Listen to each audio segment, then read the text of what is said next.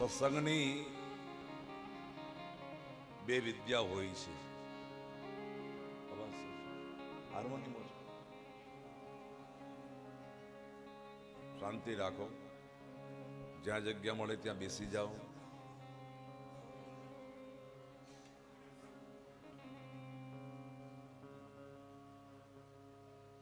સત્સંગની બે વિદ્યા હોય છે.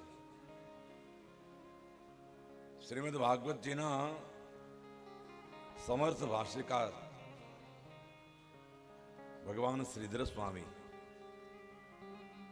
એમણે એમ કહ્યું છે કે સત્સંગ એટલે મૌન, કાંઈ બોલવાનું. અહીંયા વક્તા બોલે અને શ્રોતા સાંભળે. અહીંયા શ્રોતાઓ મૌન હોય, તમારે કાંઈ નહીં હોય, મૌન. આ મૌનનો સત્સંગ છે. ધીરે ધીરે કથા સાંભળતા સાંભળતા શ્રોતાઓ ઉત્તમ વક્તા પણ બની શકે અને ઉત્તમ પદે પણ પહોંચી શકે. મૌન સત્સંગ.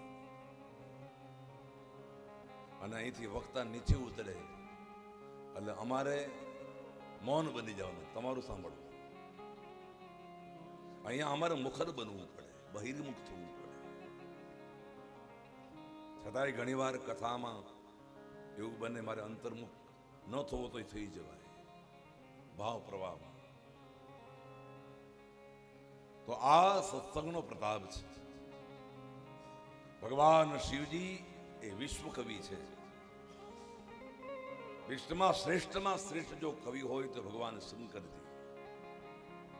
રચી મહેશ નિજ માનસ રાખા. અને બીજા આદિ કવિ વાલ્મીકી. વાલ્મીકી એ નારદજીના શિષ્ય હતા. નારદજીને 4 શિષ્ય, 2 યુવાન અને 2 વૃદ્ધ. એક વાલ્મીકી અને બીજા વ્યાસ, આ નારદજીના શિષ્ય. હવે તમે બંનેની વિચારધારા તમે જુઓ. વાલ્મીકી ભરદ્વાજના આશ્રમમાં બેઠા હતા અને એ વખતે પોતાના શિષ્યને કમંડળ, માળા, આસન, આ 3 વસ્તુ આપી. કમંડળ, માળા અને આસન. ભગવાન વેદવ્યાસજી પોતાના શિષ્ય ભરદ્વાજજીને આ 3 વસ્તુ આપી અને પછી સ્નાન કરવા માટે જાય છે ગંગાના કિનારે. તો ત્યાં શું બન્યું? એક કૌંચ પક્ષી યુગલ એ ક્રીડા કરતું હતું અને સ્નાન કરીને જ્યાં બહાર નીકળ્યા ત્યાં એ કૌંચ પક્ષીને એક શિકારીએ તીર માર્યું. અને તીર મારતાની સાથે એ બંને પક્ષી મૃત્યુ પામે છે. અને એ વખતે એ દ્રશ્ય જોયું આદિકવિ વાલ્મીકી. અને એના મુખમાંથી ચિત્કાર નીકળી ગયો, માં નિષાદ કુરુ. હે નિષાદ, આ પક્ષીએ તારું શું બગાડ્યું છે? એનું શું કામ તું મારે છે? માં નિષાદ કુરુ એ શબ્દ બોલ્યા. એના મુખમાંથી એક શ્લોક નીકળ્યો અને આવ્યા આશ્રમ. આવીને પોતાના શિષ્ય ભરદ્વાજજીને કહે છે કે મને કાંઈ આવડતું નથી. તમે જુઓ તો ખરા, વાલ્મીકી શું કહે છે? મને કાંઈ આવડતું નથી. પણ આજ પહેલી વાર આ કોચ પક્ષીને શિકારીએ તીર માર્યું, એને કારણે મારા મુખમાંથી એક શ્લોક નીકળ્યો. ત્યારે ભરદ્વાજજી બોલ્યા, એ શ્લોકના પ્રણેતા આદિ ભગવાન બ્રહ્મા હોય, પણ હું રામ રામે નથી બોલી શકતો. મરા બોલતા બોલતા મારા મોઢામાંથી શ્લોક. ત્યારે ભરદ્વાજે કીધું કે તમને ભગવાન વાલ્મીકી રામાયણની રચના કરવાનો સંકેત કરે છે. તો કા પ્રતાપ કોનો? ત્યારે કહે છે રામ નામનો પ્રતાપ. મને શ્લોક આવડતો નથી, પણ ઉલટું રામ મરા મરા ઉલટા નામ જપત જગ જાના વાલ્મીક ભય બ્રહ્મ સમા. જો વિષાદમાંથી કથા નીકળી, ઓલા કોંચ પક્ષી એ વિષય ભોગવતા હતા, યુગલ હતા. વિષાદમાંથી અને ભોગમાંથી કથાનો જન્મ છે. વાલ્મીકી રામાયણ. ત્યાં વાલ્મીકીજી બહિર્મુખ થયા છે અને એ વખતે આદિકવિ વાલ્મીકીના મુખમાંથી સંસ્કૃતમાં આખી રામાયણ નીકળી. ક્યારેય આપણી જાતને હલકે ન માનવી. રામ નામ શું ન કરી શકે? ગગન ચઢઈ રજ પવન પ્રસંગા ખીચકી મિલઈ જલની સંગ. ધૂળને પાટું મારો ના એટલે ધૂળ પવનના સંગથી ઉડી અને રાજાના મુકુટમાં જાય, એને ત્યાં સ્થાન મળી જાય. પણ એને અભિમાન આવે રજને કે હું રાજાના મુકુટમાં આવી ગઈ, એટલે વરસાદ આવે ને એટલે એનું એ બુંદ જે રજકણનું હોય ને પાણીમાં પડી અને કીચડ બની જાય. એમ કર્મ કરવા માટે મને તને ભગવાને જગતમાં મોકલ્યા છે, અને જો થોડુંક અભિમાન આવે તો પાછું પતન થઈ જાય. વાલ્મીકી કહે મને કાંઈ આવડતું નથી. તમે જુઓ તો ખરા, આ લોકો આટલા વિદ્વાન હતા છતાં એમ કે છે મને કાંઈ આવડતું નથી. અને આપણે 2-5 ચોપડી ભણી લઈએ, પીએચડી થઈએ, એટલે એમ ગોહો અમારે જેવું કોઈ ભણેલું નથી. અક્ષરનું જ્ઞાન છે પણ આત્માનું જ્ઞાન નથી. અને જ્યાં સુધી આત્માનું જ્ઞાન નહીં થાય ત્યાં સુધી ભટકવાનું ચાલુ રહેવાનું છે. આત્માને ઓળખા વિના રે એ ભવના ફેરા નહીં તો મટે. તારે ભ્રમણાને બાંધ્યા વિના રે એ લખ 84 નહીં તો ટળે. આત્માને ઓળખ્યા વિના રે એ ભવના ફેરા નહીં રે. પ્રમાણ આવ્યું કોયલને કાગરે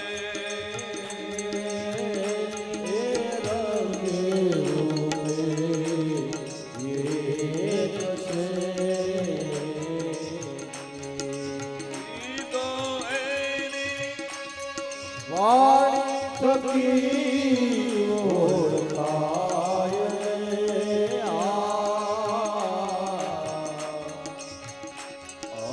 આત્માને ઓળખ્યા વિના એ લવનારી નહીં તો મને.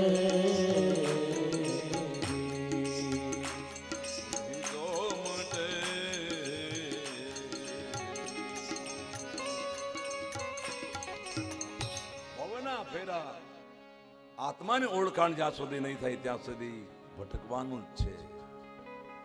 અહીંયા આપણે હજારો જન્મ લીધેલા છે અને હજુ લેવાના છે, કારણ કે બીજા લોકમાં રહેવાની વ્યવસ્થા નથી. મૃત્યુલોકમાં અહીંયા તમારી કર્મ જે હોય પ્રમાણે પાછું આવવું પડે. કહા તુમ જાઓગે? ઘણા ઉતાવળ કરી આપઘાત કરી લે એટલે કે છુટકારો મળી જાય દુઃખથી, પણ દુઃખથી મુક્ત છુટકારો મળતો નથી, ઉલટાનું બંધનમાં પડે. મહાભારતમાં લખ્યું છે આપઘાત જે કરી અને પોતાના શરીરમાંથી દેહનો ત્યાગ કરે છે એને 7 જન્મ સુધી ભટકવું પડે છે, એને ગતિ મળતી નથી. એટલે ક્યારેક 10મું ધોરણ ભણતો હોય, બોર્ડમાં ઓછા ટકા આવે ને તો આપઘાત કરવાનો વિચાર ન આવે, ન કરવા. સાસુ વેણ વેણ કહી દે અને વહુ જો કેરોસીન છાંટી અને વિચાર કરે આપઘાત કરવાનો, એને શોભે નહીં, એને ભટકવાનો. પ્રમાણ છે મહાભારતમાં. અભિમન્યુ જે હતા ને એ સગા ભગવાનના ભાણેજ થાય. એ પૂર્વજન્મે પરમાત્માનો આમ તો દુશ્મન હતા, આપઘાત કરેલો, એને ભટકવાનું ચાલે. આપત્તિ આવે ગમે તેટલી આવે, પણ ક્યારેય આપઘાત કરવાનો વિચાર નહીં કરવાનો, અને ઘર છોડવાનો વિચાર કરવો નહીં. કારણ કે જે ઘર છોડીને ગયા ને એ બહુ દુઃખી બહુ થઈ ગયા. કારણ કે આપણું ઘર એ સ્વર્ગ છે. તીર્થમાં તમે જાઓ, યાત્રામાં જાઓ, 5-15 દિવસ સારું લાગે, પણ ઘરે આવીએ ને ભલે 10 બાય 10 રૂમ હોય ને, ત્યારે આપણને હાશ, હવે ઘર આવ્યું. ઘર એટલે આ શરીર, આપણા શરીરની અંદર પ્રવેશ કરી જવાનો. દુનિયાદારીથી થોડાક અલિપ્ત થઈ અને મનરૂપી ઘરમાં પ્રવેશ કરો તો શાંતિ મળી જાય. તો આદિ કવિ વાલ્મીકીને ઉલટું નામ લીધું. એક અક્ષર આવડતો નહોતો, છતાંય સંસ્કૃતમાં એને સુંદર મજાની વાલ્મીકી રામાયણ લખી. કારણ એક જ રામ નામ, હરિનામ. અને હું તમને પ્રાર્થના કરું બાપ, કાંઈ આવડા શીખવાની બહુ જરૂર નથી. કારણ કે શીખી નહીં મન ડામાડોળ થઈ જાય.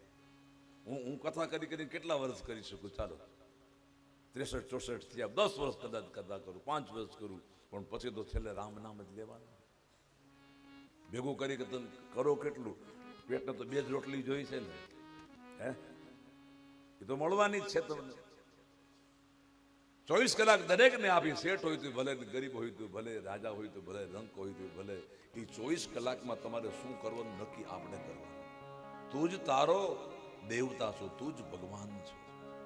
બીજા ભગવાન છે એવી વેમમાં રહેતા નહીં વાલા. કારણ કે દુર્લભો દેહો દેહાનામ ક્ષણભંગુર.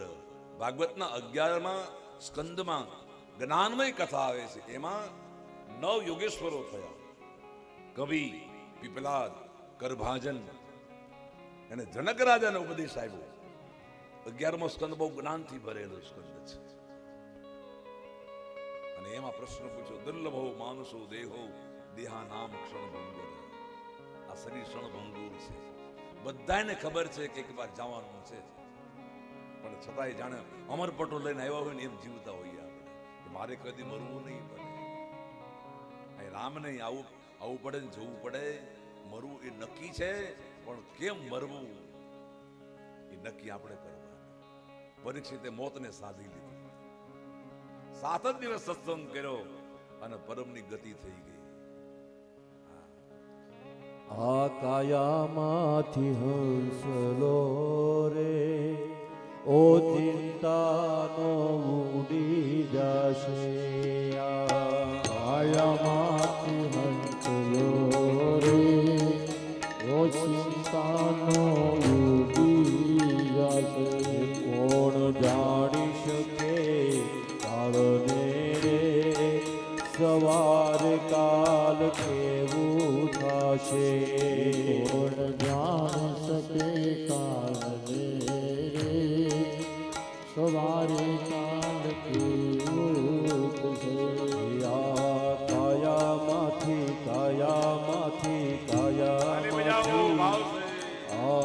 કાયામાંથી હંસલો રે, ઓ ચિંતાનો ભૂલી જશે. કાયામાંથી હંસલો રે, ઓ ચિંતાનો ભૂલી જશે.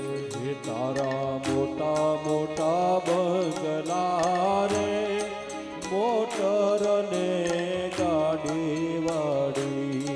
તારા મોટા મોટા બંગલા રે, મોટર ને ગાડી વાળી. તારા મોટા મોટા બંગલા રે, મોટર ને ગાડી વાળી. મોટા મોટા બંગલા રે, મોટર ને બધી માયા મૂડી, એ બધી માયા મૂડી મેલીને ખાલી હાથે ચાલ્યો જશે. બધી માયા મૂડી મેલીને એક દિન જાવું પડશે.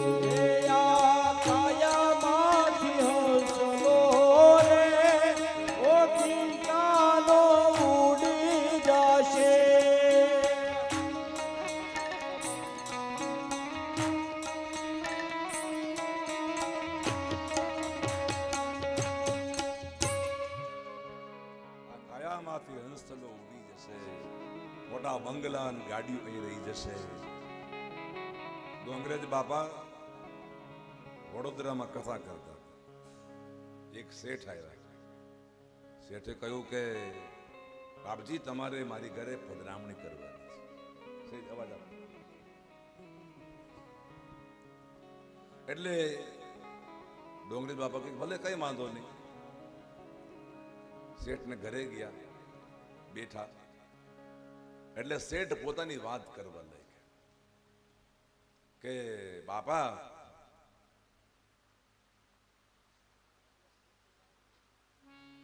અમારે ઘરમાં બધી જ વસ્તુ, ઘરઘંટી, પાણી, દૂધ, ફ્રીજ, એસી, ગાડી, અમારા ઘરના બૈરાઓને ભાઈઓને ક્યાંય બહાર જવું ન પડે. બધી જ વસ્તુ છે અમારા ઘર. એટલે ડોંગરેજ બાપા થોડાક આમ હસ્યા.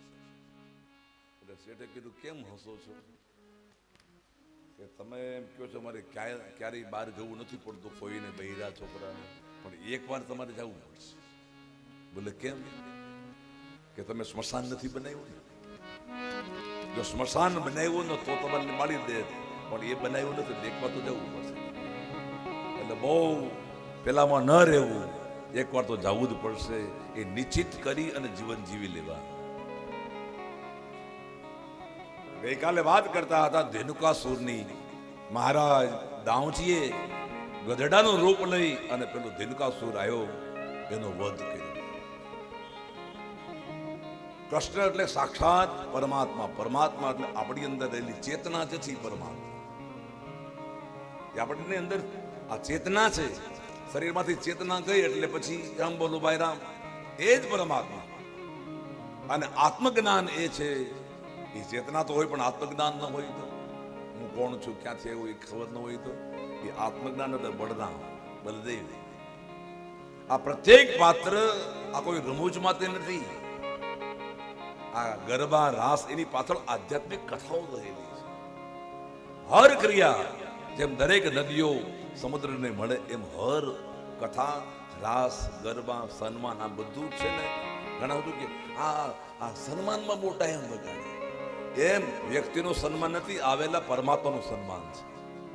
તમારી ઘરે પરમાત્મા આવે છે, એવા ભાવથી સન્માન કરો. ભગવાન શ્રી કૃષ્ણ પરમાત્મા સાક્ષાત બ્રહ્મ સ્વરૂપ છે, આત્મ રૂપે. એટલા માટે જો ધેનુકાસુર એટલે ગધેડો, અને ગધેડો શું કરે? ભૂકે. ઊભું હોતું, ઊંચે ઢોરે ઊભું હતું. અને મોટે ભાગે ગધેડો છે ને કુકરડો પસંદ કરે. આંખું બંધ કરીને ઊભો હોય. અને એ ધેનુકાસુર ગધેડાનો રૂપ લઈને પરમાત્માને મારવા માટે આવે છે. આનો અર્થ શું? કે અભિમાન છે. અને અભિમાન ક્યારે નીકળે? આત્મજ્ઞાન જો થાય તો શરીરમાંથી અભિમાન નીકળે. આ અભિમાન જ મનને તમને હેરાન કરે છે. હું મોટો, અમને બોલાયો વિના આમ ન કરીએ, અમે પૈસા વાળા. ભાગવતમાં લખ્યું છે 5 જગ્યાએ અભિમાન દે છે. એક તો વિદ્યામાં, બહુ ભણેલા હોય ને એમાં અભિમાન બહુ. અભણ હોય ને એ સરળ અને એકદમ નિર્મળ હોય, એમાં ભાવ બહુ હોય. અમે ઘરે ઘરે પધરામણી કરવા માટે જતા હોય ને અનુભવ થઈ જાય. દક્ષિણાઈ મળે અને માણસનો અનુભવ થાય. માણસ નમે ત્યાં ખબર પડી જાય કે આ માણસ ઓકડ છે કે નમ્ર છે. વિદ્યામાં અભિમાન રહે છે. કવિ કાલિદાસની એક વાત આવે છે સંસ્કૃત સાહિત્યમાં. અમે નાગપુર કથા કરવા ગયા. પછી નાગપુરની બાજુમાં કાલિદાસનું એક સરોવર છે. કાલિદાસ ત્યાં છે મહારાષ્ટ્ર. એને થોડીક ભૂલ કરી હતી માતાની. એને થોડી સ્તુતિ કરી અને એટલે એના શરીરમાં કોઢ નીકળે. કાલિદાસજીને શ્રાપિત છે કાલિદાસ. પછી દેવી માતાના ક્ષમાપન અપરાધનું એને સ્તોત્ર રચ્યું કે મા મને માફ કરજો, તમારા શણગારનું વર્ણન કર્યું, એના કપડા આવા હતા. માના વખાણ દીકરો ન કરી શકે એટલે શ્રાપિત બિના. પછી ત્યાં કાલિદાસે કુંડ બનાવ્યો, એમાં સ્નાન કર્યું અને પછી એ દેવી અપરાધ સ્તોત્ર બનાવ્યું. અને એ કાલિદાસ આ ઘટના બની એના પહેલા એક દિવસે આમ ચાલ્યા જતા હતા. કાલિદાસને પોતાના મનમાં પોતાની વિદ્યાનું અભિમાન હતું. વિદ્યામાં અભિમાન રહે છે, એના માટે દ્રષ્ટાંત તમને કાલિદાસનું આપું. ત્યાં ચાલ્યા જતા હતા, એક વૃક્ષ હતો, ત્યાંથી બે આમ રસ્તા ફાટતા હતા. ત્યાં એક વૃદ્ધ ડોશીમાં બેઠા હતા. એટલે કાલિદાસે પેલા વૃદ્ધ માજીને પ્રશ્ન પૂછ્યો કે હે માં, આ બંને રસ્તા કઈ બાજુ જાય છે? એટલે પેલા વૃદ્ધ માજી હતા ને એ બોલ્યા કે રસ્તા તો બેટા ક્યાંય જતા નથી, રસ્તા તો એમને ત્યાં ત્યાં છે, એના પર વટે માર્ગું આવે ને જાય છે. જવાબ તો તમે જુઓ, બોલ મેં તોલ હે બોલી અણમોલ હે. માણસ બોલે ત્યાં ખબર પડી જાય આ કઈ કક્ષાનો માણસ હશે. પ્રશ્ન શું પૂછ્યો કાલિદાસે કે આ રસ્તા કઈ બાજુ જાય છે? બે રસ્તા છે. જવાબ કેવો સરસ આવ્યો કે રસ્તા તો ત્યાં ને ત્યાં છે, વટે માર્ગું આવે ને જાય છે. સામે આ વૃદ્ધ માજીએ પ્રશ્ન પૂછ્યો, તમે કોણ છો? તો કે હું એક વટે માર્ગુ છું, હું એક રસ્તા પર ચાલનાર માણસ છું, વટે માર્ગુ છું. વળી માજી બોલ્યા કે તમે વટે માર્ગુ છે ના? વટે માર્ગુ તો બે છે. બોલે કોણ? કે સૂર્ય ને ચંદ્ર. કવિ કાલિદાસને એમ થયું કે આ ડોશી આ ક્યાં ભણવા ગયા છે? સૂર્ય ને ચંદ્ર કાય માટે ચલતે રહેના, દિખા હે તેરે ભાગ में જલતે રહેના. કાય માટે ચાલતા જ રહે, એ વટે માર્ગુ છે. જે કદી સ્થિર ન બને એને વટે માર્ગુ. વટ એટલે રસ્તો, એ માર્ગે ચાલે છે. બોલો, વટે માર્ગુ તમે નથી, સૂર્ય ને ચંદ્ર છે.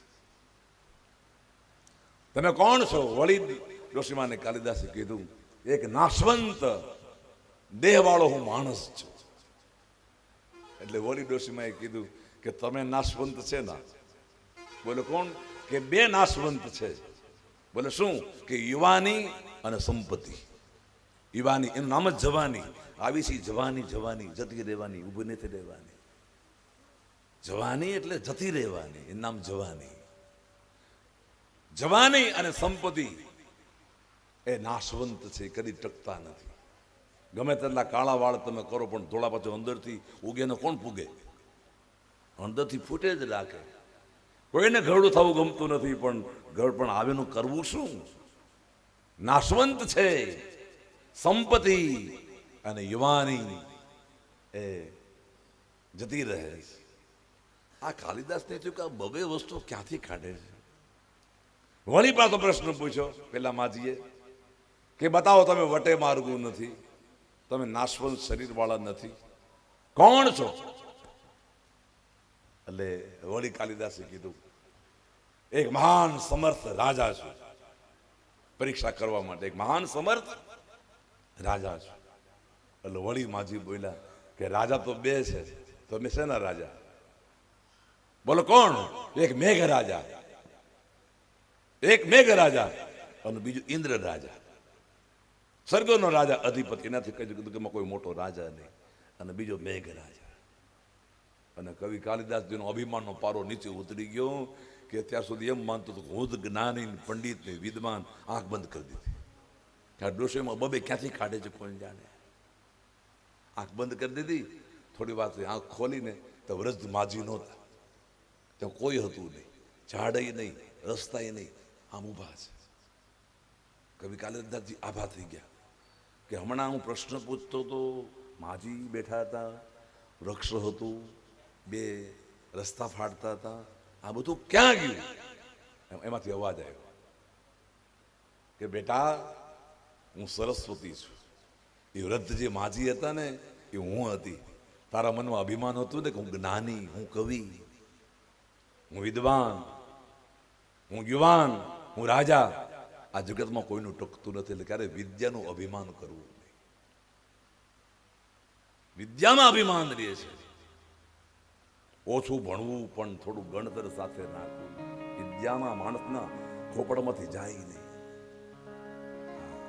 મારી નાખે માણસ. ભજન કરવા ન દે. હા, વિદ્યા ભજન ન કરવા. મને આજની તારીખમાં હજુ રાતના 2 વાગ્યાનો અને કોઈ વિચાર આવે કે આ કથામાં કેવા જેવું છે, રાતના 2 વાગે કપાટ ખોલી પુસ્તક કાઢું. ભજન કરવા માટે શરીર મળ્યું, પણ વિદ્યા ખોજવા માટે પછી બીજી ઇન્દ્રિય કામ કરતી હોય કે કોકને કેવા થશે. એ ભજનમાં બાધક બને છે. હવે એવું મને લાગવા માંડ્યું છે. પહેલા એમ થતું હતું કે વાંચી લઉં, આમ કરી લઉં, પણ હવે ધીરે ધીરે ધીરે 62 ને 63 થવા આવ્યું એટલે એમ થાય છે કે હવે હરી ભજી લે. એ હિસાબ હતા જે હું પ્રવાહમાંથી વહી રહ્યો છું ને તમારી પાસે વ્યક્ત કરું છું. આપ પણ આનો અનુભવ કરો. આ પણ એ કદાચ એ શબ્દ દ્વારા તમને પણ કદાચ પ્રેરણા મળે. તમને મળે કે ન મળે, પણ મારો રાજીપો છે ને, કારણ કે અમારી જન્મભૂમિની ધૂળ છે. અને હું અહીં ન બોલું તો ક્યાં બોલું? આ કેવલ અને કેવલ ત્રિવેણીદાસ બાપુના ચરણારવિંદની સેવાની પ્રસાદી તમારી પાસે બેસું છું. તુલસી પ્રસાદીના કવિ છે, નરસિંહ મહેતા આદિ કવિ છે, અને ભગવાન ભોલેનાથ પરમ કવિ છે. મને રતિભાઈ, મકરભાઈ બહુ આનંદ આવે છે કે મને તમારા જેવા બધા શિષ્યો મળ્યા અને તમે બાપુના સાનિધ્યમાં રહ્યા. અને આ પરિવારે આટલી બધી યાતના વેઠી, જો કે આખું ગામ બધા પ્રેમ સત્સંગમાં છે, પણ આટલા વર્ષો વીતી ગયા છતાંય તમે જે પરંપરા તોડી નહીં, એને વળગી રહ્યા ને, એનો મને આનંદ છે. આ યુવાનો, અમારો વિનુભાઈ ને નરેશભાઈ ને આ છોકરાઓ જો, મારા હૃદયમાં આનંદ આવ્યો. વાહ, તમારા કાનમાં બાબુજી મંત્ર આપ્યો ને, તમે સાર્થક કર્યો. કોઈ ખુશામત નહીં. બીજું, મૂળ વાત ઉપર આપણે આવી, તપમાં અભિમાન રહે છે. તપ એટલે વૈરાગ. મારા જેવું કોઈ તપ ન કરી શકે, મારી જેમ કોઈ વેલું ઉઠી શકે, એ પણ સૂક્ષ્મ રીતે મળતો છે. માખણને તમે તવો ને એમાંથી કીટો તો નીકળે છે, અને ચોખ્ખું ઘી હોય એનો દીવો કરો એમાંથી મેષ તો નીકળે છે, મલિનતા તો નીકળે છે. નીકળ્યા વિના રહે જ નહીં, કારણ કે આપણું શરીર જ મળથી બન્યું છે. વૈરાગ્ય હોય તો એને પણ એમ થાય કે મેં ઘર છોડી દીધું, મેં ઘર છોડી દીધું. ભરતુરીની કથા આવે છે ને, માણુનાક માળવાનો ધણી ભર્તુહરી સ્મશાનના ખાટલા ઉપર ખીચડી પકાવતા હતા, અને એમાં ભગવાન શંકર અને પાર્વતી નીકળ્યા. અને ભગવતી કીધું કે ભોલેનાથ જો તો ખરા, આ 92 લાખ માળવાનો ધણી ભર્તુહરી, અને એ માણસે સત્તા સંપત્તિ બધું છોડી દીધું. એની પત્ની પિંગલાનું પણ એને જતન ન કર્યું, એને પણ છોડી દીધા. અને આમ એનો વિરાગ તો તમે જુઓ. સ્મશાનના ખાટલા પર આવેલા મરદામાં જે પેલો ખીચડી છે એ પકાવીને ખાય. ત્યારે ભગવાન શંકર કે દેવી, સર્ટિફિકેટ આપવામાં ઉતાવળ કરો માં. કોઈ પણ માણસ ને જોતાની હારે એના વખાણ ન શરૂ કરી દે, પેલા જોઈ લેવાય ભાઈ કેમ છે, એને સંભળાય. કારણ કે માણસ ઉતાવળો થઈને સર્ટિફિકેટ આપે પાછું ખેંચી લેવું પડે. મારા શબ્દ હું પાછા ખેંચું છું તો પછી બોલવાનું રહેવા દે ને. શબ્દ બ્રહ્મ છે, જેટલા શબ્દ તમે સાચવશો એ જ તમારા, બાકી બોલાઈ ગયા એ બીજાના. મહારાજ ભરતોરીની પાસે આવે છે ભગવાન ભોલેનાથ. સતીને કીધું દેવી સાંભળજો, આ તપસ્વી છે, ત્યાગી છે, માન સમર્થ છે, ઉજ્જૈનનો રાજા છે, 92 લાખ માળવાનો ધણી છે, પણ સાંભળજો. ભગવાન ભોલેનાથ અને સતી આવ્યા છે, સાધુના કપડા પહેર્યા, અને ખીચડી જ્યાં પાકી એટલે ભગવાન શંકરે ભિક્ષાન દેહી. અને ઉજ્જૈનમાં તો અન્નપૂર્ણા માતા છે, ઉજ્જૈન્યમ મહાકાલમ. ઉજ્જૈન મને બહુ ગમે, કારણ કે મુલ્ક ધરતીનું કેન્દ્ર છે, અને મહાકાલ સમય નથી, નહીં તો હું કેટલી કથા તમને કહું. ભગવાન ભોલેનાથ ભિક્ષાની માગણી કરી, અને તાજી બનાવેલી ખીચડી એને ખાવાની બાકી હતી, એ ખીચડી આપી દીધી. એટલે ભગવાન શંકરે પાત્રમાં ખીચડી લઈ અને કીધું કે તમે તમારા માટે ન રાખી, બધી જ ખીચડી મને આપી દીધી. તમે 3 દિવસથી ભૂખ્યા છો, અને આજ માંડ તમને આટલી ખીચડી મળી છે અને એ પણ તમે ત્યાગી દીધી. એટલે 92 લાખ માળવાનો ધણી ભરતોરી બોલ્યો કે 92 લાખ માળવા તજી દીધા, એમાં ખીચડી તજવામાં શું વાંધો છે? ભગવાન શંકર કીધું પાર્વતી સાંભળ્યું ને, આને હજુ 92 લાખ માળવો યાદ છે. હું 92 લાખ માળવાનો રાજા હતો. આ યાદ પણ ભૂલાઈ જવી જોઈએ. તો સમજવાનું કે માખણમાંથી કીટું નીકળી ગયું છે. તો સમજવાનું કે ઘીમાંથી કાજલતા નીકળી ગઈ છે. એમ હું પણ જે છે એ તપની અંદર રહેલું છે. હું તપ કરું છું. આ બહુ કઠિન છે. बोलना बड़ा आसान है, मैं भी जानता हूं, मैं नहीं कर पाता. પણ આજ આ પ્રસંગ આવી ગયો એટલે મને જરા કહેવાની ઈચ્છા થઈ. તપમાં અભિમાન રહે છે, પછી ધનમાં અભિમાન રહે છે. સંપત્તિ હોય ન હોય ને ત્યારે માણસ તમે જો બહુ નમ્ર હોય, પણ જેવી સંપત્તિ આવવા માંડે ને એટલે ઈગો વધવા લાગે. ગાડી મોટર બધું આવે પણ અંદરથી પાછો ઓલો આપણો ફૂગો ફૂલાવા માંડે. હવે અમારે કાંઈ કોઈની જરૂર નથી. કોઈ પહોંચેલી મહાન સમર્થ પુરુષ હોય તેની વાત જુદી છે, બાકી પૈસાને બચાવવાને એ અઘરા છે. ધનમાં સંપત્તિમાં અભિમાન રહે છે. જરૂરી છે ખૂબ સંપત્તિ કમાવો, 2 હાથે ભેગી કરો ને 4 હાથે વાપરો. હા, અને તમારે કોઈને ભજન કરવાની જરૂર નથી. સાધુ છે ને, સાધુ સંતો બ્રાહ્મણો ભજન કરે છે. ખૂબ સંપત્તિ કમાવો પણ અહંકારથી મુક્ત બનીને. મારી માં છે લક્ષ્મી, સુખ સમૃદ્ધિ ગાડી બધું જ રાખવાનું, પણ એમાં આસક્તિ નહીં રાખવાની, એમાં અભિમાન નહીં કરવાનું. હું પૈસા વાળો છું. છોડીને ભાગવાનું નથી, ત્યાગવાનું નથી, પણ ત્યાગીને ભોગવી જાણો. ત્યાગ કરતા કરતા ભોગવો, એ જ તમને શ્રેષ્ઠ ભોગ બતાવી શકશો. તમે સ્ત્રી આપી હોય, બાળકો આપ્યા હોય, મકાન આપ્યું, શું તો જંગલમાં રહેવાનું નહીં. જે પરિસ્થિતિ ભગવાન આપણને આપી સ્વીકાર કરતા શીખો. એ માણસ છે એ ધનવાન છે. મનના મોટા બનો એ ધનવાન છે. આ પણ સંપત્તિ છે ને બહુ વિચિત્ર છે. એક છોકરો મોડો પડ્યો, વિદ્યાર્થી 11 વાગ્યાના બદલે 11:15 વાગે આવ્યો. એટલે સાહેબે કીધું કેમ 15 મિનિટ મોડો પડ્યો? એટલે પેલો છોકરો કે સાહેબ, મારા પપ્પાએ મને 1 રૂપિયાનો સિક્કો આપ્યો હતો, એમ ઉછાળતો આવતો હતો રસ્તામાં, એમાં ક્યાંક માટીમાં એ સિક્કો ખોવાઈ ગયો. એટલે શોધવા રહ્યો, એમાં મોડું થયું. એટલે સાહેબે કીધું ધ્યાન રાખજે, બેસી જાય. વળી 15 મિનિટ થઈ એટલે બીજો વિદ્યાર્થી આવ્યો. સાહેબે કીધું 11:30 વાગે કે કેમ મોડો પડ્યો? કે સાહેબ નીચે જોઈને બોલ્યો કે ઓલાનો ખોવાઈ ગયો હતો ને, હું પગ નીચે દબાવીને ઊભો હતો. એ જાય પછી મારે લેવાય ને. એને ઉછાળ્યું એ મેં જોયું, એ ગોતતો તો મેં જોયું, પણ મારા પગમાં જ પડ્યો એટલે મેં બ્રેકથી આમ દબાવી દીધો, એટલે મોડો પડ્યો. વળી તો જો વિદ્યાર્થી આવ્યો કે ભાઈ આનો તો ખોવાઈ ગયો એટલે મોડો પડ્યો, ઓલો દબાવીને ઊભો હતો એટલે મોડો પડ્યો, તારે શું હતું? એટલે ત્રીજા વિદ્યાર્થી કીધું કે મારો ખોવાણો નહોતો, મેં દબાવ્યો નહોતો, પણ ઊભામાં જોતો હતો કે આ રૂપિયો કોણ લઈ જાય છે. આનો અર્થ એ છે કે જેના ખોવાઈ ગયા છે એ મોડા પહોંચે છે, જે દબાવીને બેઠા છે. ઘણા આમાંથી ઓછું ન થવું જોઈએ.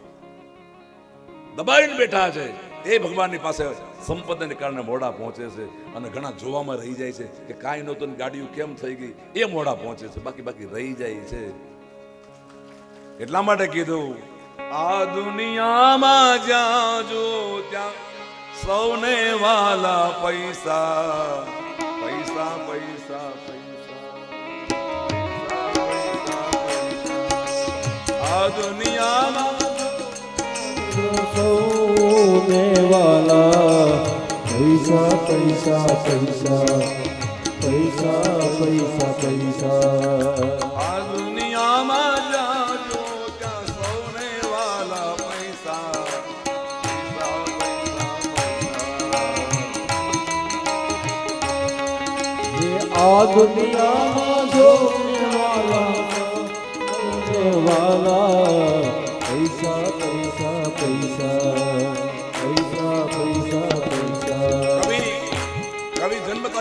વાત કરે છે. બાબાનો જ્યારે જન્મ થાય ત્યારે ડોક્ટર માંગે પૈસા. હે બાબાનો જ્યારે જન્મ થાય ત્યારે ડોક્ટર માંગે પૈસા. એ જન્મ થાય પછી ભણવા જાય. પાટી પેનના પૈસા. હે પાટી પેનના પૈસા. ફી ભરવાના પૈસા. હે ફી ભરવાના પૈસા. ભાઈ ભણી ગણી લે પછી લગ્ન કરવાના પૈસા. સાસુ માંગે પૈસા. હે સાસુ માંગે પૈસા. પતિ માંગે પૈસા. હે પતિ માંગે પૈસા. આ દુનિયામાં જાજો ત્યાં સૌને વાલા પૈસા. પૈસા પૈસા પૈસા. આ દુનિયામાં જારો ત્યાં સૌને વાલા પૈસા. પૈસા પૈસા પૈસા. સૌને વાલા પૈસા. અમારે ખંભાતમાં કથા હતી. ખંભાતમાં વખાત તે એક અમારે નાથાલાલ ભગત હતા. બહુ સરસ આખ્યાન કરે મેઘાણીના. એણે આ મને આપ્યું. મને કે બાપુ કથામાં ગાવા જેવું છે. એટલે માળે એ વાતને સમજાવવા માટે આ ગીત ગાવું પડ્યું. કારણ કે તમારો રસ પણ ઓછો ન થવો જોઈએ. જો ખાલી એક આધ્યાત્મિક જ વાતો કરો તો પછી તમે જૂના ખાવા માંડો. એટલે બધું ધ્યાન રાખવું પડે ને મારે. આમાં કેટલું ધ્યાન રાખવું પડે ભરતભાઈ. હે શિક્ષક હોય એને તો 50 કે 40ની સંખ્યા હોય એનું ધ્યાન રાખવું પડે. મારે પણ અમારા ભાગમાં કેટલા વિદ્યાર્થી આવ્યા અને બધાનું ધ્યાન રાખવાનું કે લેશ માત્ર એની કથામાં નિરસતા ના આવવું. એટલે સંગીત દ્રષ્ટાંત પણ મૂળને પકડવાનું, એને છોડવાનું નહીં. એટલે તપમાં અભિમાન રહે છે, સંપત્તિમાં અભિમાન રહે છે. ત્યાર પછી રૂપમાં અભિમાન રહે છે. બહુ ભાઈઓ રૂપાળા હોય ને અથવા બહેનો રૂપાળા હોય ને એને અભિમાન હોય મારા જેવું કોઈ રૂપાળું નહીં. વારે વારે અરીસામાં જોવે. ઓલી સોક્રેટિસની વાત છે ને, સોક્રેટિસ કદરૂપા હતા. સોક્રેટિસ યુકેમાં થઈ ગયા, લંડનમાં.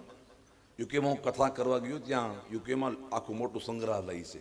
કવિઓનું, રાષ્ટ્રના દરેક નેતાઓના સ્ટેચ્યુ રાખ્યા છે. એમાં સોક્રેટિસનું પણ એક સુંદર મજાનું સ્ટેચ્યુ ત્યાં રાખેલું. મહાન ફિલોસોફર સોક્રેટિસ. પણ એની પત્ની એવી કજિયાખોર, ભયંકર, વાત વાતમાં ઝઘડો કરે. એમાં એક દિવસે સોક્રેટિસને ઘરે મહેમાન આવ્યા. એટલે સોક્રેટિસ બોલાવી ગયું કે ચા મૂકજો.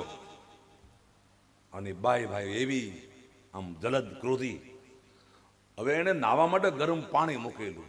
આને કોઈ દી પહેલી વાર કીધું ચા મૂકજો.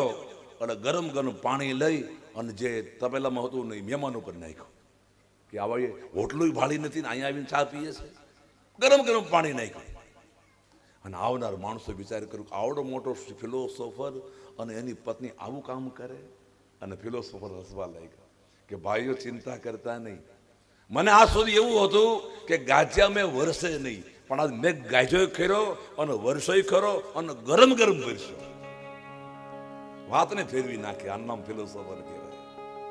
અને એ ફિલોસોફર સોક્રેટિસની મેં કથા બહુ વાંચેલી. મહાન જ્ઞાની. એ કદરૂપા હતા. એટલે વારે વારે અરીસામાં જોતા હતા. કોઈ કીધું કે આટલા બધા કદરૂપા છો અને શું કામ તમે આ દર્પણમાં જોવો છો? એટલે એને જવાબ આપ્યો કે દર્પણ કોઈને છોડતો નથી. જેવું હોય એવું તમારું ચિત્ર બતાવે. હું ભગવાનને કહું છું કે હે પરમાત્મા, સારું કર્યું મને કદરૂપો બનાવ્યો. જો કદરૂપો ન બનાવ્યો હોત, રૂપાળો મને બનાવ્યો હોત ને તો મારી પત્નીમાં આસક્ત થઈ જાય. વાતને તો કેવી ફેરવી નાખી. જીવનના સિદ્ધાંતોને ફેરવા માટે ક્યારેક એક ક્ષણ વૈરાગની આવી જાય. અને એ સમયે જો તમે બરાબર આમ મોડ લઈ લ્યો ને તો જીવન પરિવર્તન થઈ જાય એક જ મિનિટમાં. અંગુલીમાનની વાત છે ને કે અંગુલીમાન માર કરતો હતો અને મહાવીર સ્વામી નીકળ્યા, દિગંબર શરીર, આત્મા કુહાડો.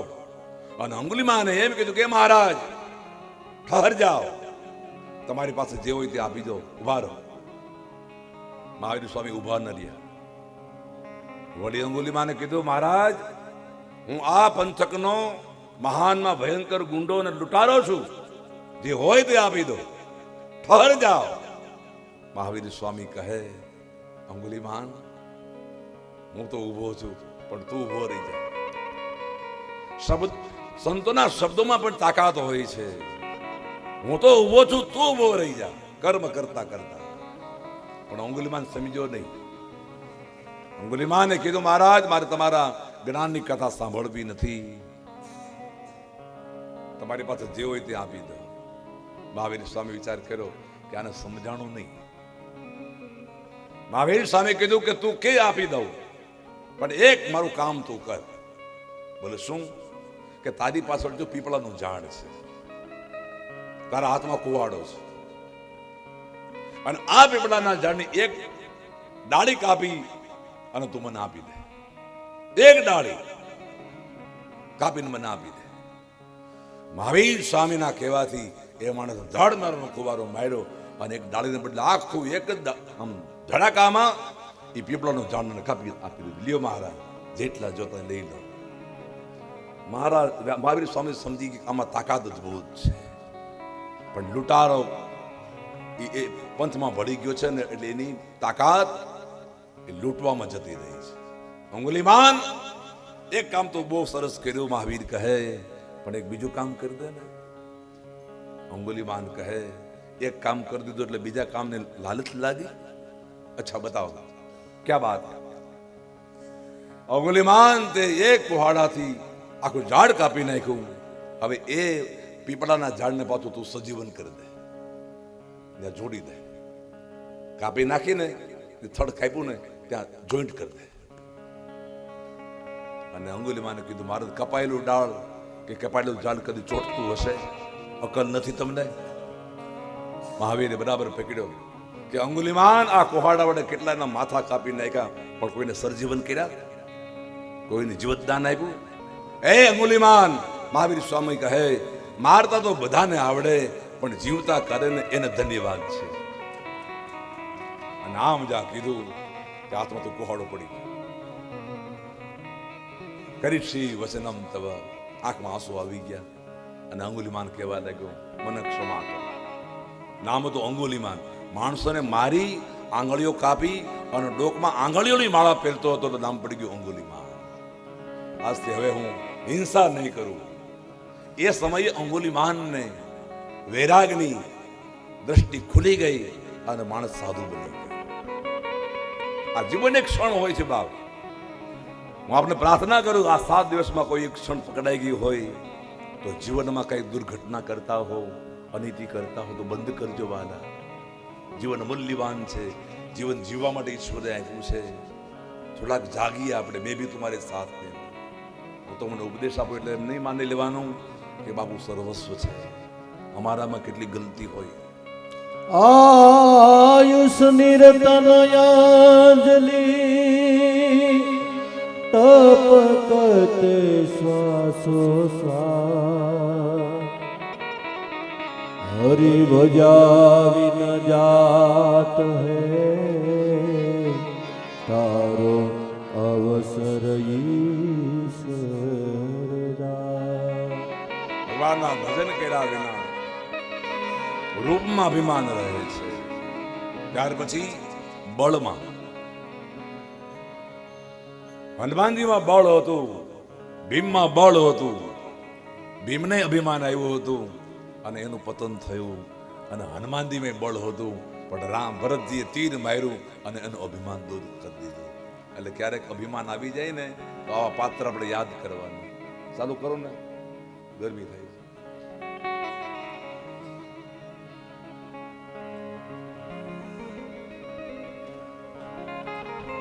અભિમાનમાં આગળ ધર્મ અભિમાન, પછી 5મું ઊંચા કુળનું અભિમાન. અમારે જેવું કોઈનું કુળ નહીં. આ બાજુ અને આ બધી જ વસ્તુ અભિમાન ક્યારે જાય? આત્માની જ્યારે જાગૃતિ થાય ત્યારે અભિમાન જાય છે. આત્માની જાગૃતિ.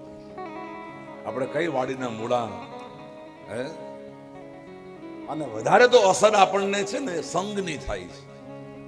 સંગની અસર.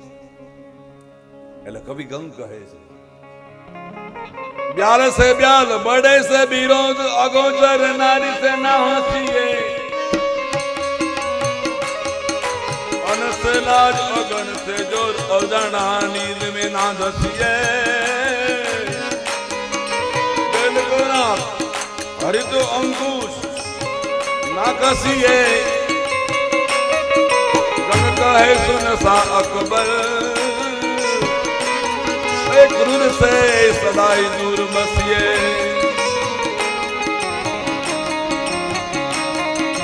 बाल से ब्याल बड़े से विरोध अगोचर नारी से ना हंसिए गम कहे सुन सा अकबर क्रूर से सदाई दूर बसिए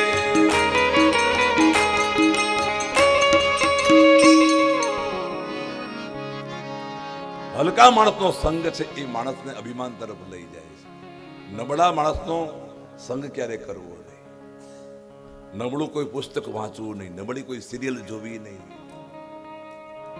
આ બધા જ બગડવાના કેન્દ્ર છે ગમે તે રીતે અંદર અભિમાન પ્રવેશ કરી જાય ઈર્ષા પ્રવેશ કરી જાય કવિ ગંગ કહે છે બાલ સે બ્યાલ બાળક હોય ને એની સાથે બહુ મશ્કરી ન કરવી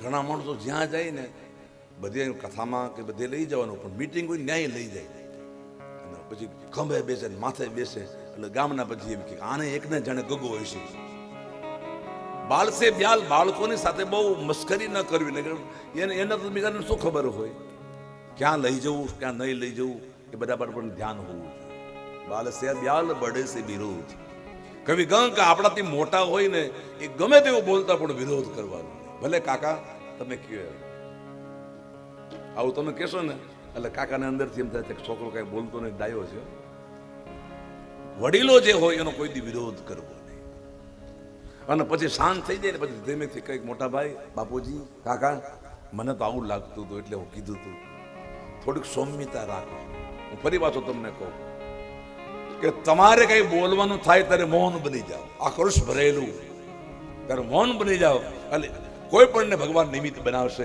અને તમારી જે શબ્દ બોલવું હોય ને એને મોઢે બોલાવશે તમને નિમિત્ત નહીં બનાવે શું કામ આપણે ભાઈ પ્રતિકાર કરવાનો થોડી વાર મૌન બનો પ્રયોગ કરો તમે પ્રયોગ કરો બાલ સે બ્યાલ બડે સે વિરોધ અગોચર નારી સે ના હસીએ અજાણી સ્ત્રીની સામે પુરુષોને હસાઈ નહીં ગેર અર્થ કરે શું આપણા સાહિત્યકારોએ નાની નાની બાબતોમાં સંદેશો આપ્યા છે જે સંસ્કૃતમાં ન સમજાય વેદની વાણી ન સમજાય એ આપણા સાહિત્યકારો ચારણો આમ સહજ રીતે ચારણી ભાષામાં ચાળી ચાળીને તમને સમજાવે એનું નામ ચારણી ભાષા આપણી ભાષામાં વક્તા હોય હિન્દી ભાષી હોય અને આપણે ગુજરાતી જરા સમજીએ ને કથામાં આનંદ ન કથા તો બહુ સારી કરતા હોય પણ આપણી ભાષામાં આપણા લેખામાં અમારે પૂનામાં કથા પછી બધા કે હિન્દીમાં બાપુ કથા કરો એટલે મેં કીધું કાંઈ વાંધો નહીં મારું તો હિન્દી વિષય જ છે એ બે દી કથા કરીને એટલે આપણા કાઠિયાવાડના આવ્યા હતા ને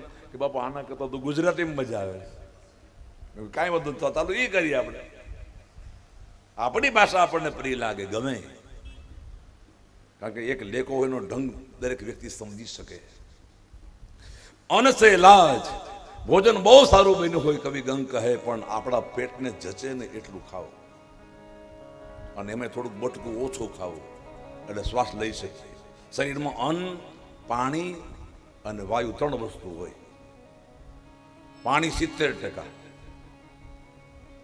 20% વાયુ હોય અને પછી 15% પેલું હોય એટલે આપણે બોલી શકીએ એટલે ઘણા લોકો એટલું બધું આમ ધરબી જમે પછી બોલી શકે અને લાજ અન્નમાં મર્યાદા 2 બટકા ઓછું ખાવ ને તો શરીરમાં સ્ફૂર્તિ પણ સારી રહે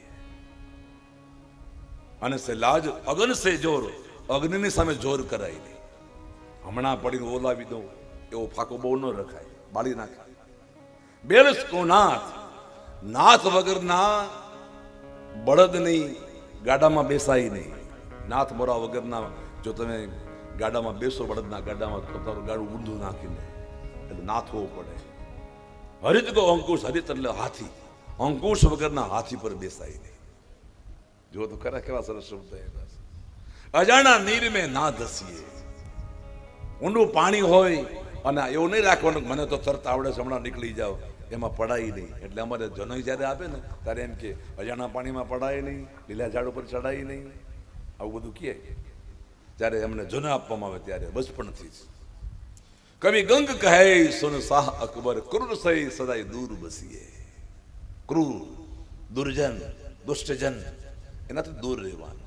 ગમે તે તમને કહે ને બે વેણ સાંભળીને નીકળી જવાય. આપણી કદર ત્યાં થાય નહીં. તો અભિમાન રૂપમાં રહે, બળમાં રહે. આ ધીરકાસુરનો ભગવાન કૃષ્ણ પરમાત્મા વધ કરે છે. વધ એટલે જો હિંસા નહીં હો, બધ એટલે કંસ વધ, રાવણ વધ. વધ શબ્દ ભાગવતમાં આવે છે.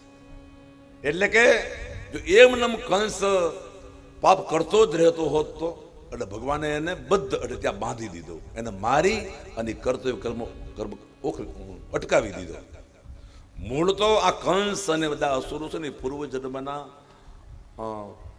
જીવ જ છે. આ કંસ જે આપણે કથામાં આવશે કંસ મરણની, એ પૂર્વે જન્મે કાલનેમી નામનો રાક્ષસ હતો. રામા અવતારમાં હનુમાનજી ત્યારે લંકામાં ઔષધિ લેવા ગયા ને ત્યારે કપટી મુનિ અને ત્યાં કાલનેમી બેઠો હતો. હવે એની ઈચ્છા શું હતી કે મારે ભગવાનને હાથે મરવું છે, પણ એને હનુમાનજી એ કાલનેમીનો વધ કર્યો એટલે બીજે જન્મે કાલનેમી કંસ બન્યો. રાવણ કોણ હતો? જય અને વિધિ ભગવાનના દ્વારપાળ. એનાય જન્મ થાય છે ને આપણા જન્મ થવાના છે. હા, હજારો વર્ષ સુધી આમનામ ચક્ર ચાલતું જ રહેવાનું. નહીતર તો ભગવાનનું બનેલું આવડી મોટી સૃષ્ટિ છે એ લઈ થઈ જાય. એટલે પિતા દ્વારા પુત્ર, ગુરુ દ્વારા શિષ્ય, આમનામ રેટ ચાલે જ છે. એટલે ફરી નથી પાછું આવવાનું એમ નહીં, અહીંયા આવવાનું જ છે આપણે. હા, હજારો જન્મ પછી પણ. એટલા માટે હરિના જન તો મુક્તિ ન માગે. નરસિંહ મહેતા કહે છે હરિના જન તો મુક્તિ ન માગે, માગે જન્મ અવતાર રે.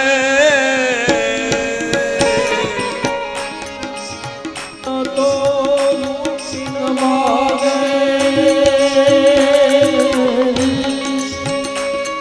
હે માગનું અવતાર રે.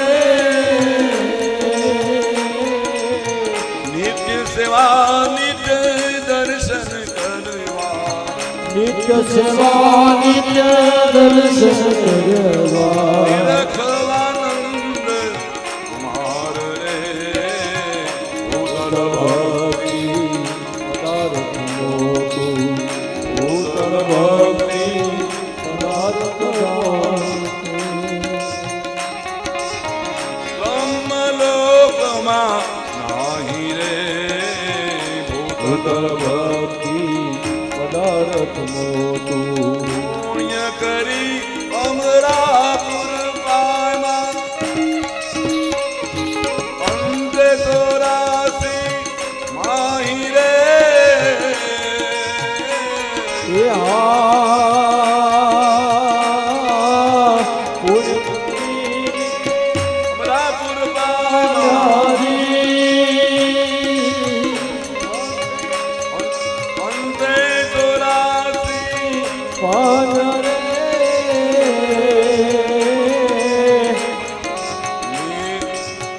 નરસિંહ મહેતાના સ્વામી સાંભળિયા. નરસિંહ મહેતાના સ્વામી શામળિયા. ઉતળમાં ભક્તિ હારી રે.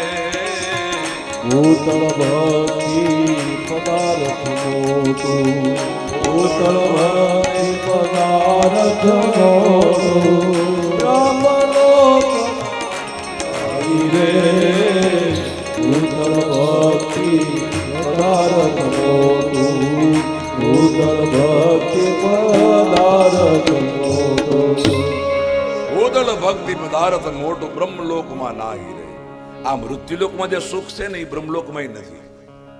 નિત્ય સેવા નિત્ય દર્શન કરવા, નિરખવા નંદ કુમાર રે. અહીંયા નિત્ય તમે પૂજા કરી શકો, દર્શન કરી શકો. સ્વર્ગમાં આવી વ્યવસ્થા નથી. ત્યાં પુણ્ય તમે કરો ને એ સુખ ભોગવવાનું સ્થાન છે. જેમ ઘરમાંથી તમે વેકેશન પછી ફરવા જાઓ આબુ કે અંબાજી કે આમ પછી કાશ્મીરમાં, ત્યાં કેટલા દી 15 દી ફરવાનું. પણ જેવું ટિકિટ આવી જાય ને પછી પૈસા ખલાસ થઈ જાય એટલે ભલી પાછું તમારે ઘરે આવવાનું. એમ અહીંયા આપણે પુણ્ય કમાવાનું, સ્વર્ગમાં ભોગવાનું, જેવું ખલાસ થાય ને એટલે પાછું અહીંયા આવવાનું. ભૂતળ ભક્તિ પદાર્થ મોટું, પણ ભક્તિ ત્યાં થતી નથી, ભક્તિ તો અહીંયા થાય છે. બ્રહ્મલોકમાં નાહિરે નરસિંહ મહેતા, એટલે એને કીધું ધન્ય આજની ઘડી રળિયા મળી, કાલની નહીં, આજની.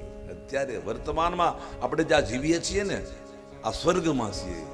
સત્સંગ એ સ્વર્ગ છે, ગલત વિચાર દુર્જનનો સંગ એ નરક છે. જુદા કોઈ લોક નથી. મહિના પછી હોય કે ન હોય આપણને ક્યાં ખબર પડવાની છે? આપણા ઋષિમુનિએ કીધું અતલ ને વિત ને તલાતલ, હવે કોણે ભાડ્યું છે ભાઈ? વર્તમાનમાં આપણે જે છીએ વાસ્તવિકતા સ્વીકારો. હા, ભૂતકાળ પણ નહીં, ભવિષ્યકાળ નહીં, વર્તમાન કાળ. અત્યારે આપણે કઈ પરિસ્થિતિમાં છીએ એ આપણા માટે સ્વર્ગ છે. ભગવાન કૃષ્ણ પરમાત્માએ કાલીનાગનો નિગ્રહ કર્યો, ઇન્દ્રિયોને નાથી જરા પેલા ને નાશ કર્યો ધેનુકાસુરનો. અને હવે ભગવાન આવ્યા છે સુંદર મજાના વનમાં બાંસુરી હાથમાં લીધી. બરહા પીડમ નટવર વર બપુ કર્ણિકો કર્ણકાધારમ વિપ્રદવાસ કનક કશીપમ વૈજયંતિ ચમાલામ રંગાણવેનું અધર સુદિયા. ભગવાન કૃષ્ણ પરમાત્મા અહીંથી ભાગવતમાં વેણુ ગીત શરૂ થાય છે.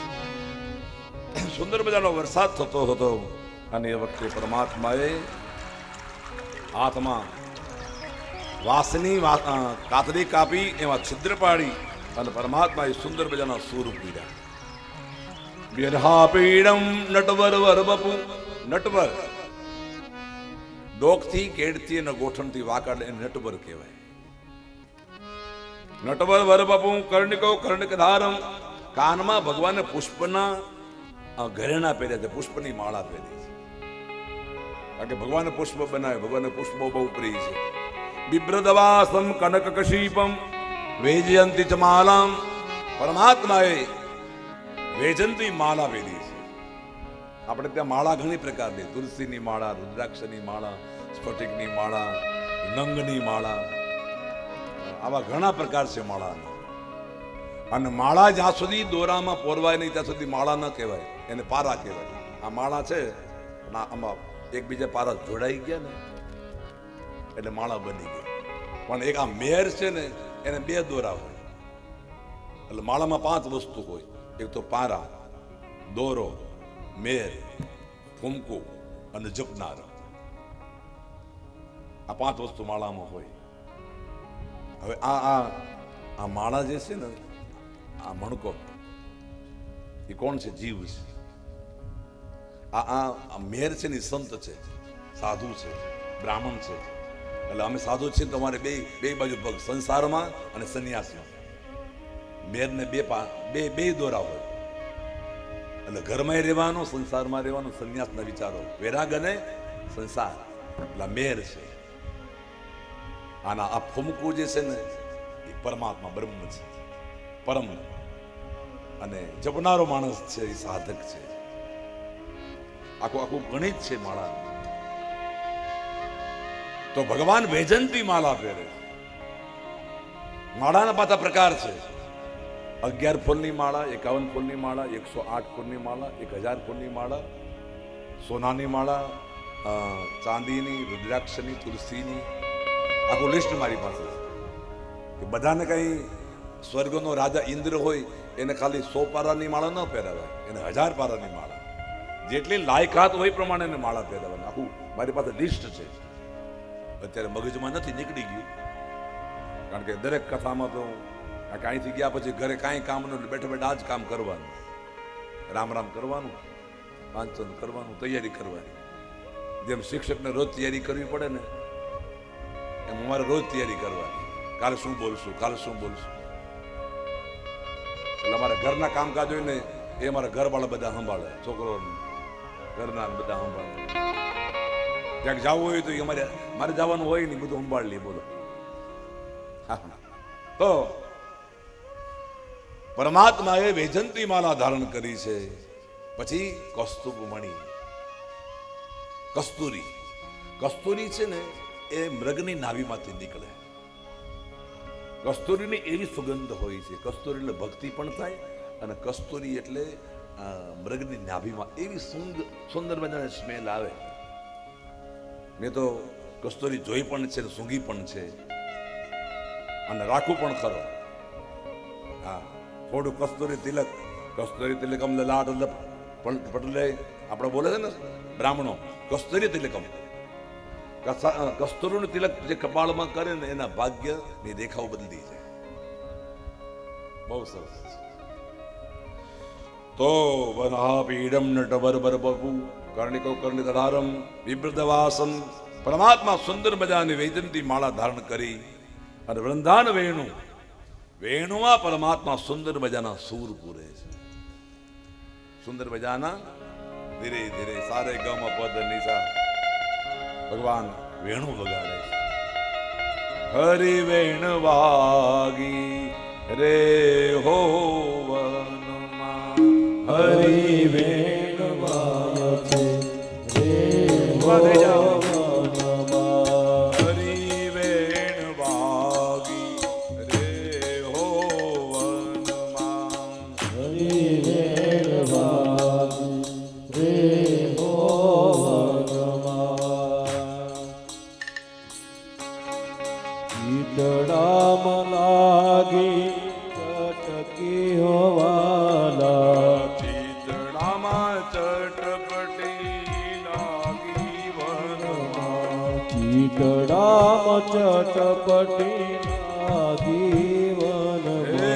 હરિ વેણ વાગી રે હો વનમાં. હરિ વેણ વાગી રે હો વનમાં.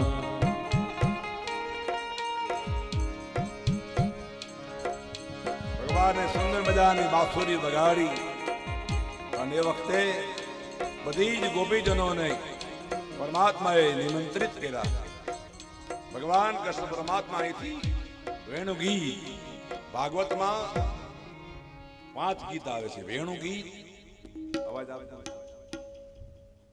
વેણુ એટલે બાંસુરી. હાથમાં બાંસુરી ધારણ કરી અને બધી જ ગોપીઓ ગાયો ચરતી હતી. ભગવાન બાંસુરી વગાડે છે, એમાં સૂર પૂરે છે.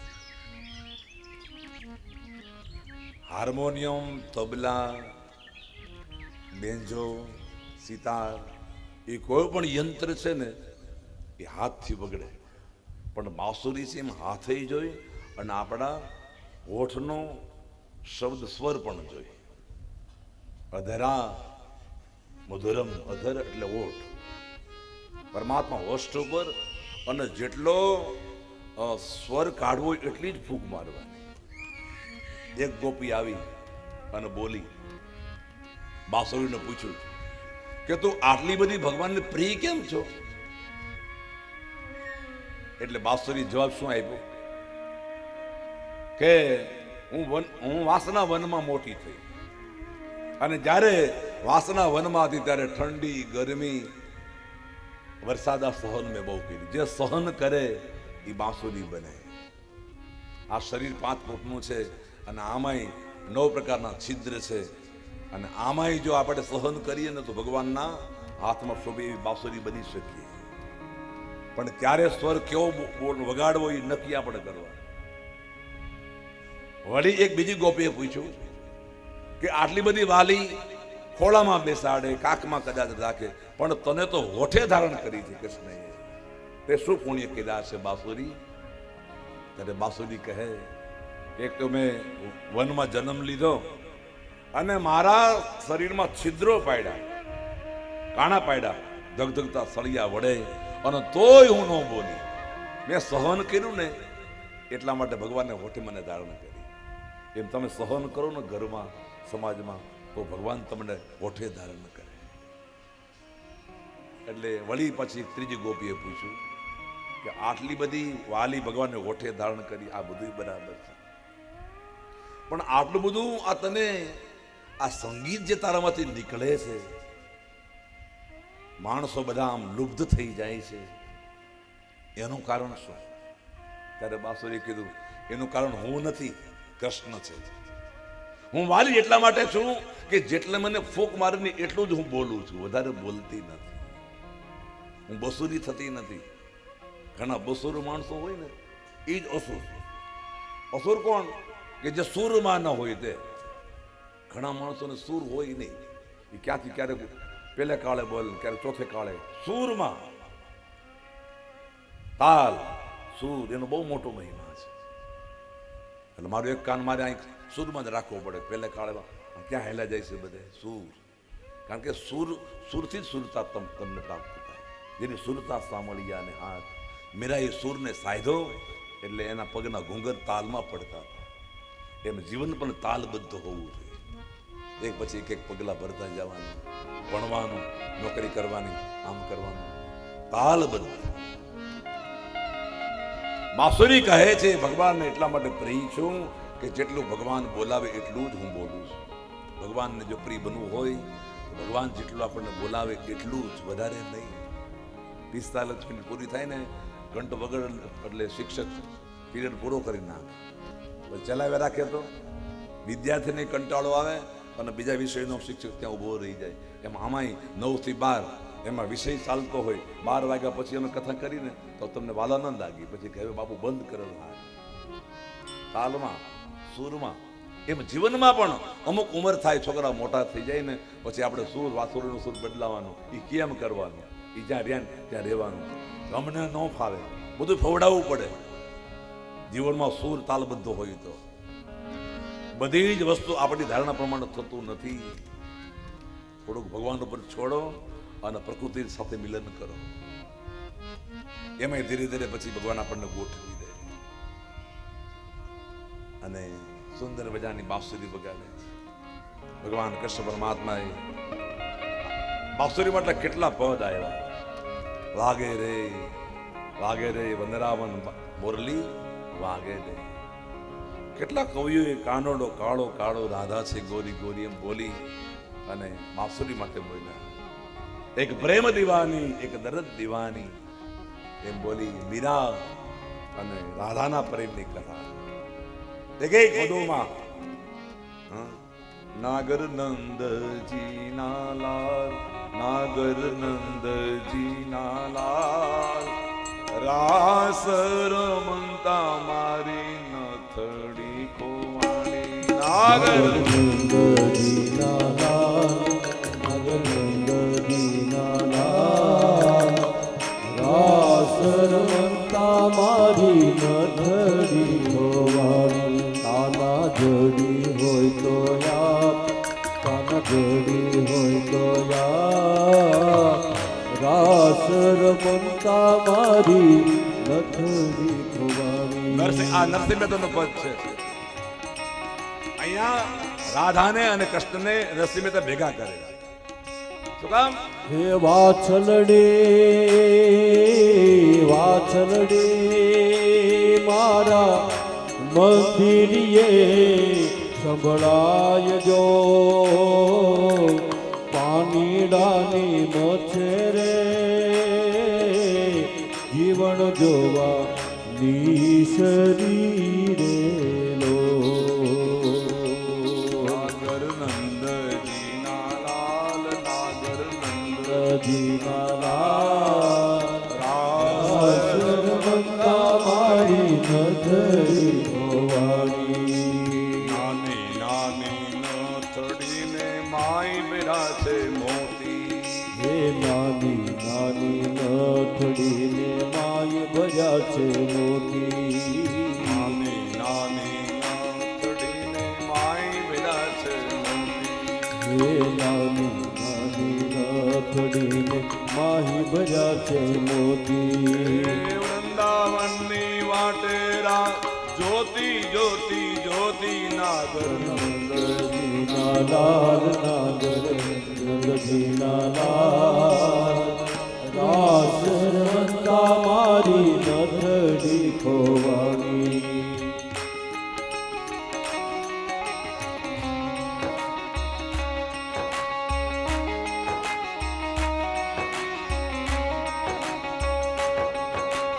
રૂડીને રંગીલી રે વાલા તારી વાછડી રે લો તમે ગાઓ તાલી બજાવો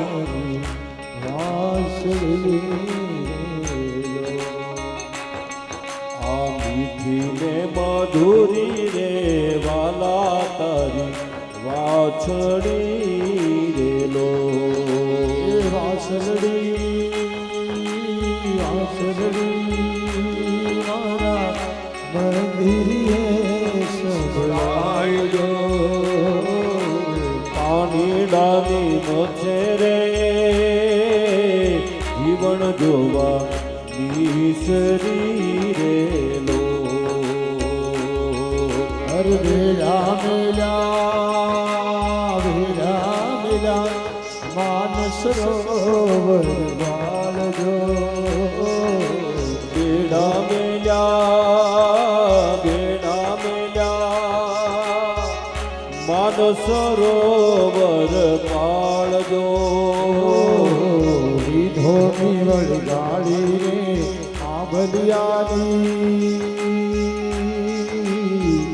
સાડી હે આરુણી ને રંગીલી રે વાલા તારી વાછડી રે વાછડી રે લો આ વાસળી કોણ હતું? અમારા રામાયણના સંતો કહે છે કે સંત ભરતજી રામાયણના પાત્ર છે. રામજીએ પાદુકા આપી અને ભરતજીએ 14 વર્ષ સુધી અયોધ્યાના રાજસિંહાસન પર રાખીને રાજ્ય કર્યું. પણ દ્વાપર યુગ આવ્યો ત્યારે પરમાત્મા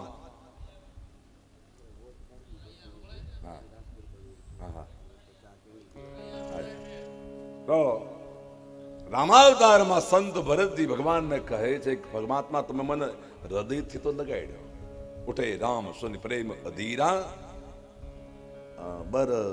ઉઠે રામ સુને પ્રેમ અધીરા મન બુદ્ધિ ચિત્ત અહમિત બિસરાઈ બરબસ લે ઉઠાવ્યો રાય લાય કૃપા ને દાન ભરત રામ કી મિલને લખી બિસરે સબઈ અપાન. ભેટી તો છે કહું તમને એટલે હૃદયથી ભેટવું એટલે હૃદયથી એક બનવું. કોઈને તમે ભેટો ને મળવાના 3 પ્રકાર છે. એક તો પ્રણામ, હાથ જોડવા, છટેથી પ્રણામ. બધાને હૃદય ન લગાડાય, સ્નેહીજનોને હૃદય લગાડાય હાથ. બીજું દંડવત, પરોપકારી જે હોય મુનિ કહ રામ દંડવત કિન્ના રુચ. વાલ્મીકીને ભગવાન રામ દંડવત કરે. દંડ પડે, લાકડી પડે એમ પડવું અને હૃદય લગાડવું, હૃદય એક કરવું. એટલે હવે તમારા હૃદયના જે વિચારો છે મારા હૃદયમાં હોવા જોઈએ. દિલથી પ્રેમ કરો, જ્યોતથી જ્યોત જગાતે ચલો, એકબીજા પ્રેમ કરો. પણ એક ચોથી પદ્ધતિ છે ભાગવતમાં. આ ભરતજી જે હતા ને એ રામાયણના પાત્ર છે, રામના ભાઈ છે. પણ દ્વાપર યુગમાં જ્યારે ભગવાન અવતાર લઈને આવ્યા ત્યારે કીધું ભરતજીએ તમે જાઓ છો, હું શું બનીને આવું? ભગવાન કે તારે ચિંતા નહીં કરવાની, હું તને બાંસુરી વગાડીશ અને ખાલી હૃદય તને રામાવતારમાં લગાડ્યો તો મર્યાદા પુરુષોત્તમ છે, એટલે હવે કૃષ્ણ અવતારમાં હું તને હોઠ ઉપર લગાડીશ. અમારા ભરતજી જે છે એ બાંસુરી છે. બોલે ભરતલાલજી મહારાજ કી જય. તો સુંદર મજાની બાંસુરી વગાડે છે. હવે પછીની કથા 10 મિનિટના વિશ્રામ પછી કરીશું.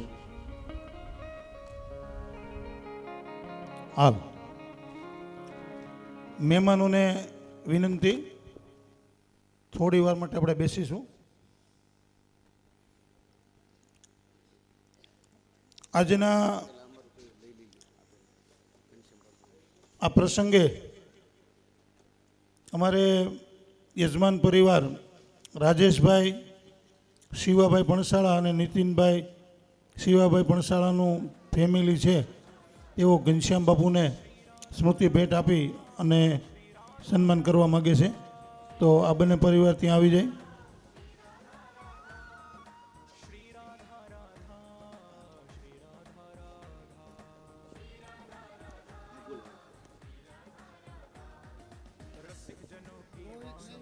પૂજ્ય ઘનશ્યામદાસ બાપુ એમની આગવી શૈલીમાં ખૂબ જ સરસ રીતે રસપાન કરાવી રહ્યા છે.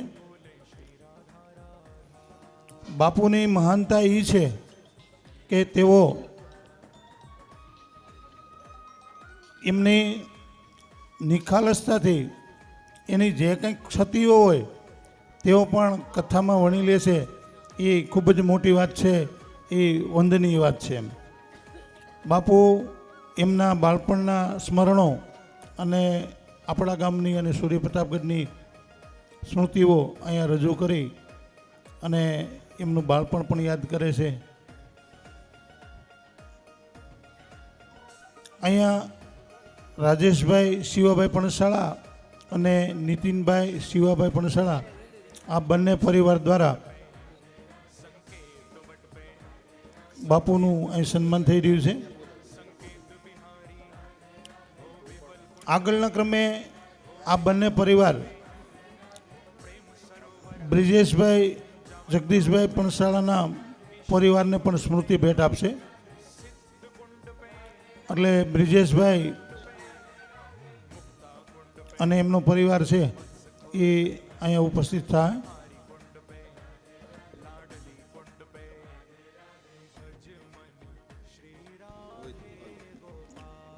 અહીંયા અમારે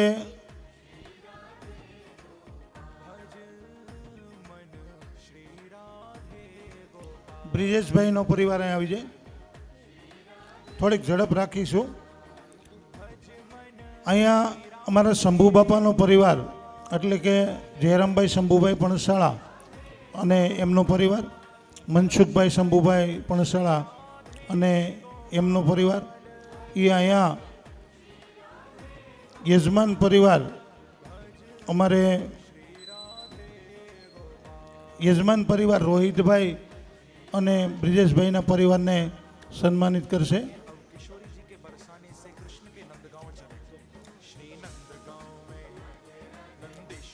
ખૂબ જ સરસ મજાના માહોલની અંદર કથા છે એ આગળ વધી રહી છે.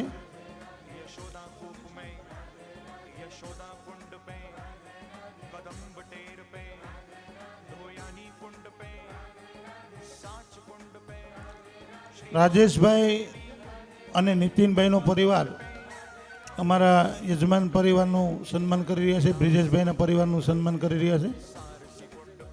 આગળના ક્રમે શંભુબાપાનો પરિવાર એટલે જયરામભાઈ શંભુભાઈ પણસાળાનો પરિવાર અને મનસુખભાઈ શંભુભાઈ પણસાળાનો પરિવાર, યજમાન પરિવાર એટલે રોહિતભાઈનો પરિવાર અને બ્રિજેશભાઈના પરિવારને સન્માનિત કરશે. એમને સ્મૃતિ ભેટ આપી અને એમને સન્માનિત કરશે.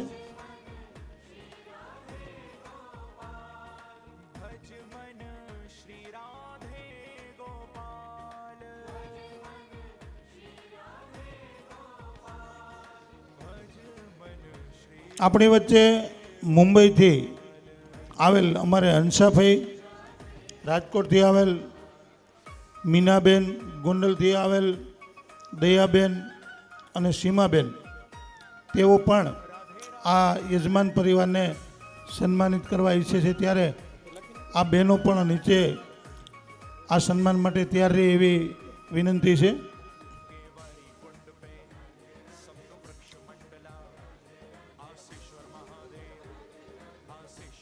અમારે યજમાન પરિવાર એટલે નિર્મળાબેન જગદીશભાઈ પણસાળા, રોહિતભાઈ જગદીશભાઈ પણસાળા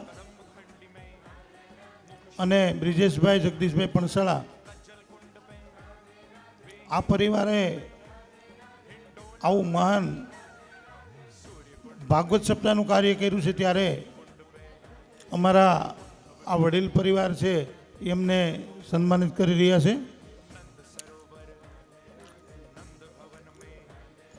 આગળના ક્રમે મુંબઈથી હંસાભાઈ, રાજકોટથી મીનાબેન, ગોંડલથી દયાબેન અને સીમાબેન ઝડપથી અહીં આવી જાય. આ બ્રિજેશભાઈનો પરિવાર થોડી વાર માટે ત્યાં ઊભો રહેશે.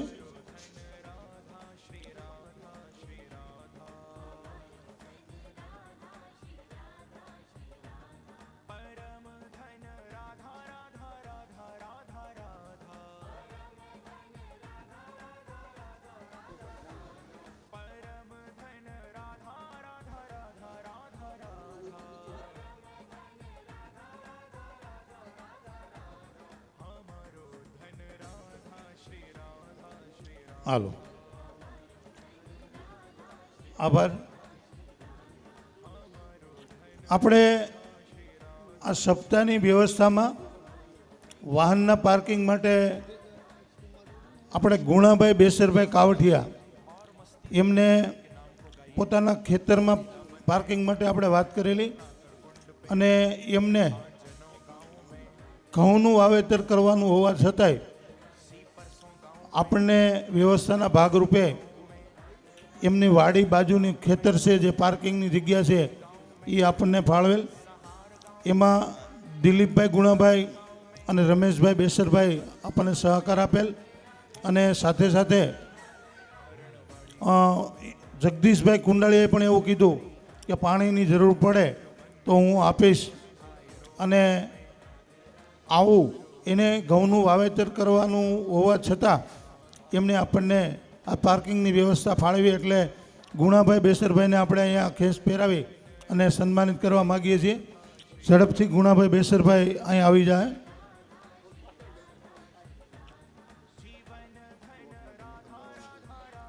અહીંયા આપણે કથા મંડપમાં જ્યાં બેઠા છીએ એ પ્લોટ પણ આપણે મક્કનભાઈ બાવાભાઈ કાવઠિયાનો છે. એમણે પણ આપણને કીધું કે ભાઈ તમે આરામથી વ્યવસ્થિત રીતે અહીંયા ડોમ નાખી અને કથાનો લાભ લ્યો. તો એમને પણ આપણે આભાર માનીએ છીએ. અને આપણા સમાજની પાછળ પરસોત્તમભાઈ કુંડાળીનું ખેતર છે. એમને પણ આપણને ઓફર કરી હતી કે ભાઈ તમારે પાર્કિંગ વ્યવસ્થાની જરૂર પડે તો મારું ખેતર પણ તૈયાર છે. તો એમને પણ તૈયારી બતાવી, એમનો પણ આપણે આભાર માનીએ છીએ. અહીંયા ગુણાભાઈ એટલે કે ભીખાભાઈ ગુણાભાઈ બેસરભાઈ કાવઠિયાને આપણે સન્માનિત કરી રહ્યા છીએ.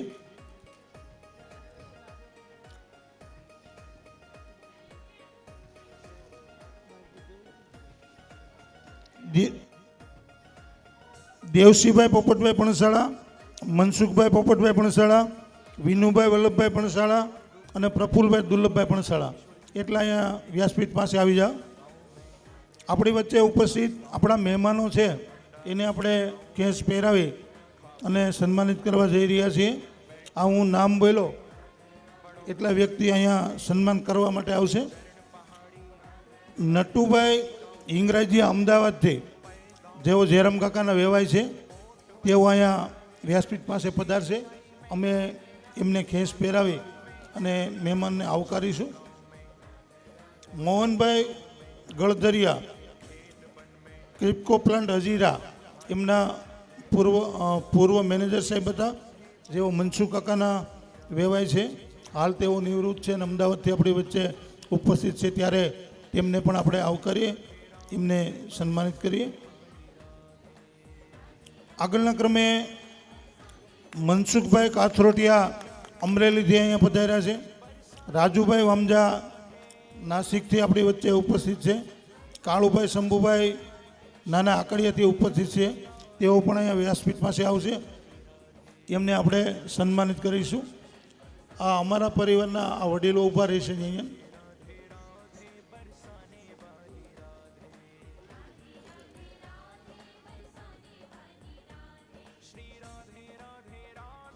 ધીરુભાઈ હરજીભાઈ શેરા નાના આકડિયા, ડુંગરભાઈ હરજીભાઈ શેરા નાના આકડિયા, જયંતિભાઈ જાવિયા નાના આકડિયા, પ્રવીણભાઈ ગોટી લાઠી, દિનેશભાઈ ઠોળિયા અમારે અશોકભાઈના વેવાય જસદણથી, સંજયભાઈ ઠોળિયા જસદણથી,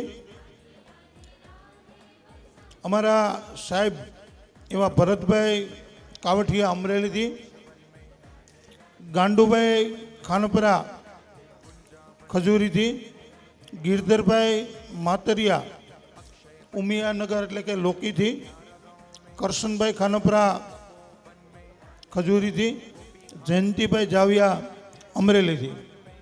આટલા મહેમાન પણ અહીંયા વ્યાસપીઠ પાસે અમારું સન્માન સ્વીકારવા માટે આવશે.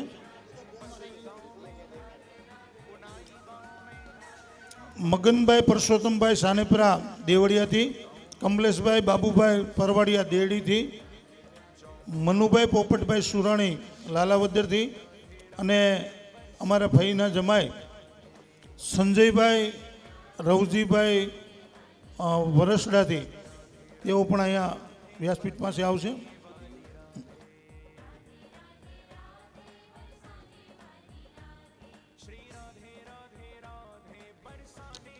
રત્તીભાઈ ભીખાભાઈ વામજા, રાજુભાઈ ભીખાભાઈ વામજા મતીરાણા, રમેશભાઈ ઊંઝિયા અમરેલી, કાળુભાઈ ધીણજા નાના આકડિયા,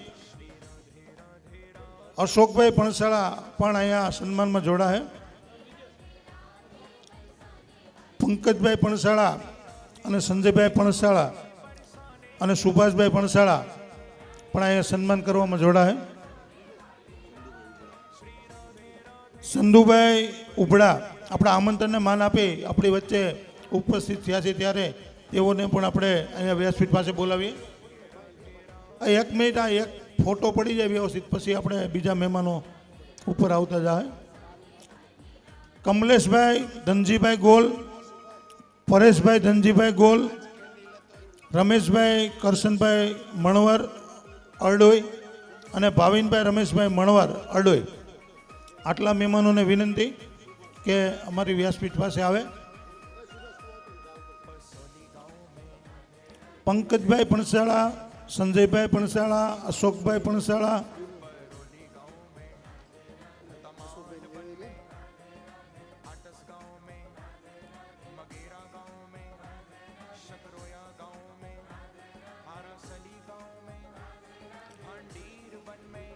પંકજભાઈ પણસાળા, અશોકભાઈ પણસાળા, સુભાષભાઈ પણસાળા, સંજયભાઈ પણસાળા એટલા અહીંયા વ્યાસપીઠ પાસે સન્માન કરવા માટે ઊભા રહી છે.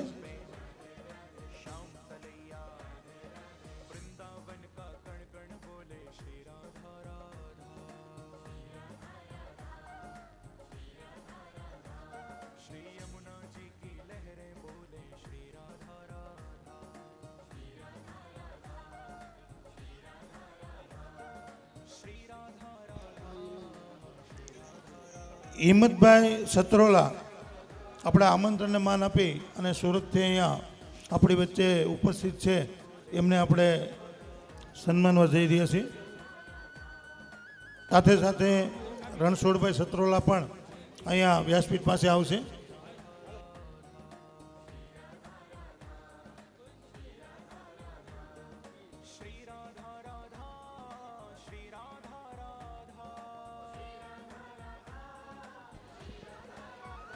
આપણા આ પ્રસંગમાં વિનુભાઈ કણસાગરા રામપુરથી પધારેલ છે, તેઓ પણ પધારશે.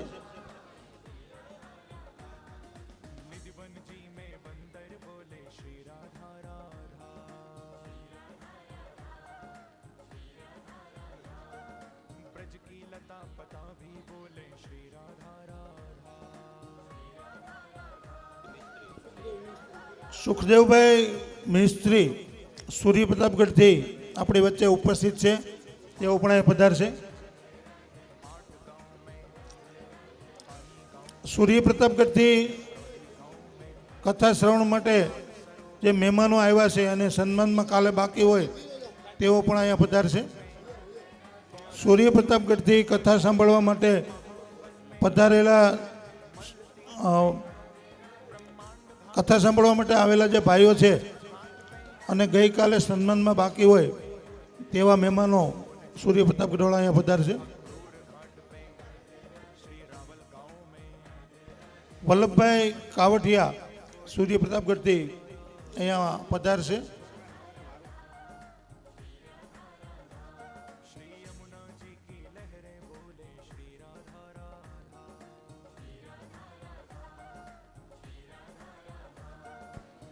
કુલદીપભાઈ છત્રોલા અમદાવાદથી આપણા આમંત્રણને માન આપી આપણા પ્રસંગમાં હાજરી આપેલ છે, એમને પણ આપણે આવકારીએ છીએ. તેઓ અહીં વ્યાસપીઠ પાસે આવશે.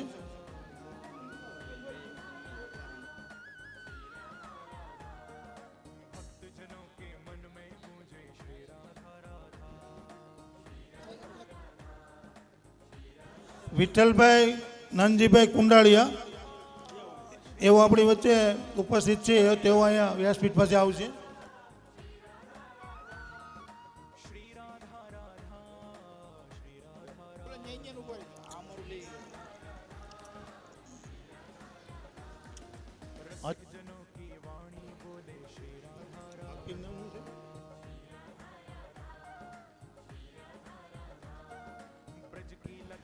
અહીંયા આપણે પૂજ્ય ઘનશ્યામ બાપુનો જ્યાં ઉતારો છે અને ત્યાં પૂજ્ય બાપુની ખૂબ સરસ રીતે કાળજી રાખી અને સેવા કરી રહેલ પરિવાર એટલે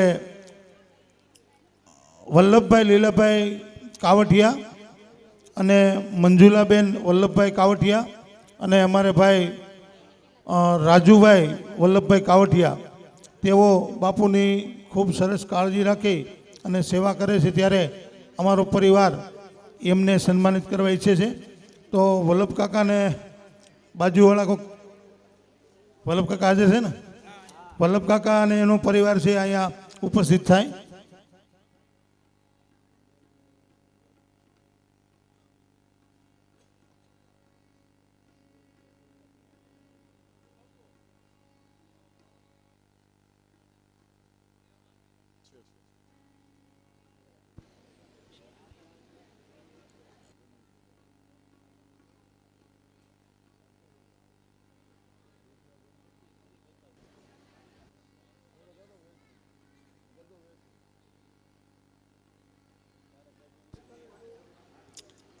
અનીડા ગામ પરિવાર સુરત, એ આપણો આ કથાના યજમાન પરિવાર છે, એમને સન્માનિત કરવા માગે છે. હું વિનંતી કરીશ સુભાષભાઈ સાંઈજા, રાજેશભાઈ કાવઠિયા, ખોડીદાસભાઈ કાવઠિયા, કેતનભાઈ પણસાળા અને નીતિનભાઈ પણસાળાને કે તેઓ આ યજમાન પરિવાર અનીડા ગામ પરિવાર સુરતના પ્રતિનિધિ તરીકે એમનું સન્માન કરશે.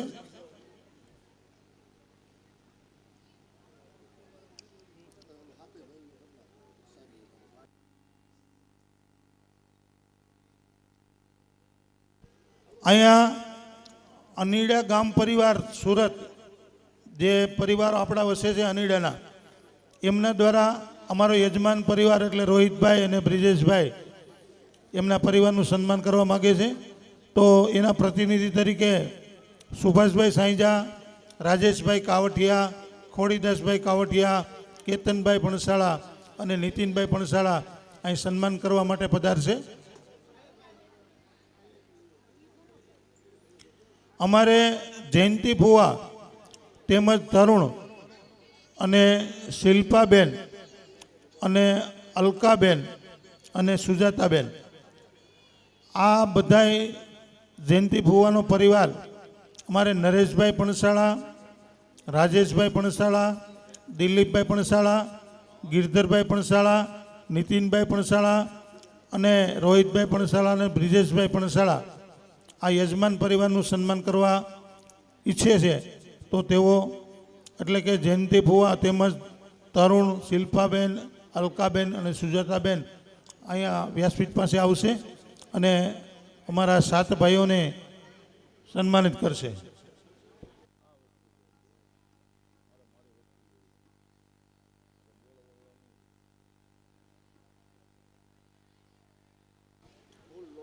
અહીંયા ઠંડા પીણાના દાતા દ્વારા આજે આઈસ્ક્રીમ છે એની સેવા છે.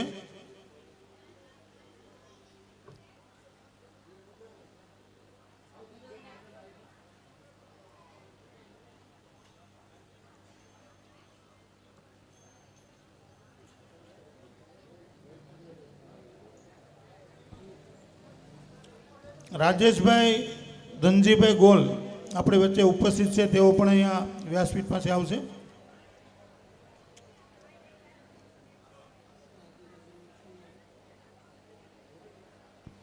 આપણે રાધિકાબેન બ્રિજેશભાઈ પણસાળા એમનું સન્માન કરશે તેમના મામા મામી ઘનશ્યામભાઈ અને વિલાસબેન.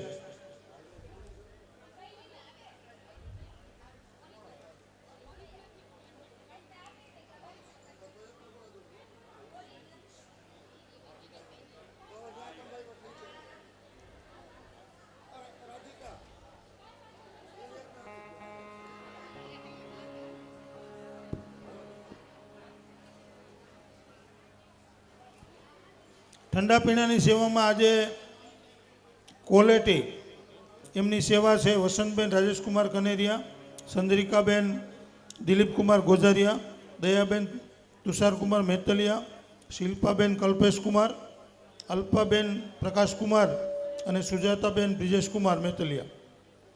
બપોરે ઠંડા પીણાની સેવા અમારે ઊંઝિયા પરિવાર અનીડા તરફથી આઈસ્ક્રીમ છે, જેમાં નાગજીભાઈ કુરજીભાઈ ઊંઝિયા, સ્વર્ગસ્થ જીવરાજભાઈ કુરજીભાઈ ઊંઝિયા, ધીરુભાઈ કુરજીભાઈ ઊંઝિયા અને સુનીભાઈ કુરજીભાઈ ઊંઝિયા એમના તરફથી આ આઈસ્ક્રીમની સેવા બપોરની કથાના વિરામમાં આપવામાં આવશે.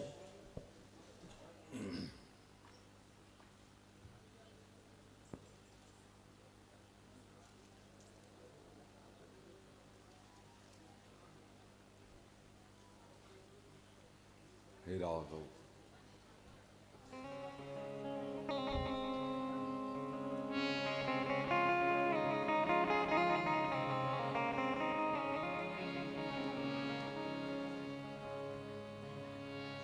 જય જય રાધા રમણ હરિ બોલ. જય જય રાધા રમણ હરિ બોલ.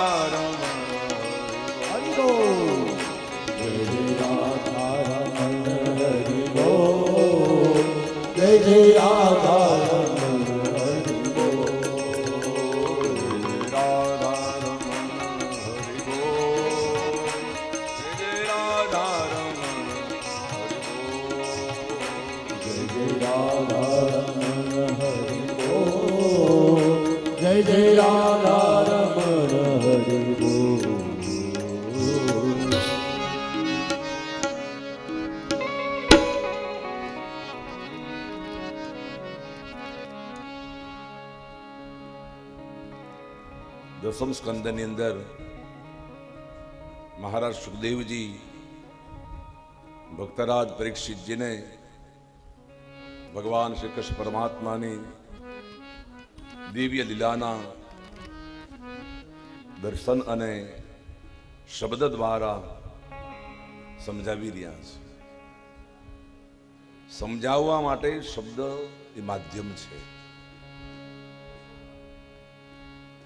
બીજું, ભાગવતમાં 5 વસ્તુ છે. એક ગીત, વેણુ ગીત. આપણી ગામડાની બહેનો ભલે અભણ હોય પણ છતાંય શેરીની ઓટલે બેસી અને સુંદર મજાના ગીતો ગાતા હોય. આંબો અખંડ ભુવન માંથી આખી આખી ભાગવતની કથા એ આંબામાં છે. બોલો, સાવ અભણ હોય અને છતાંય સુંદર ગાતા. મારી બા કઈ ભણેલું નહોતા શારદામાં, પણ ભજન એવા સરસ ગાતા.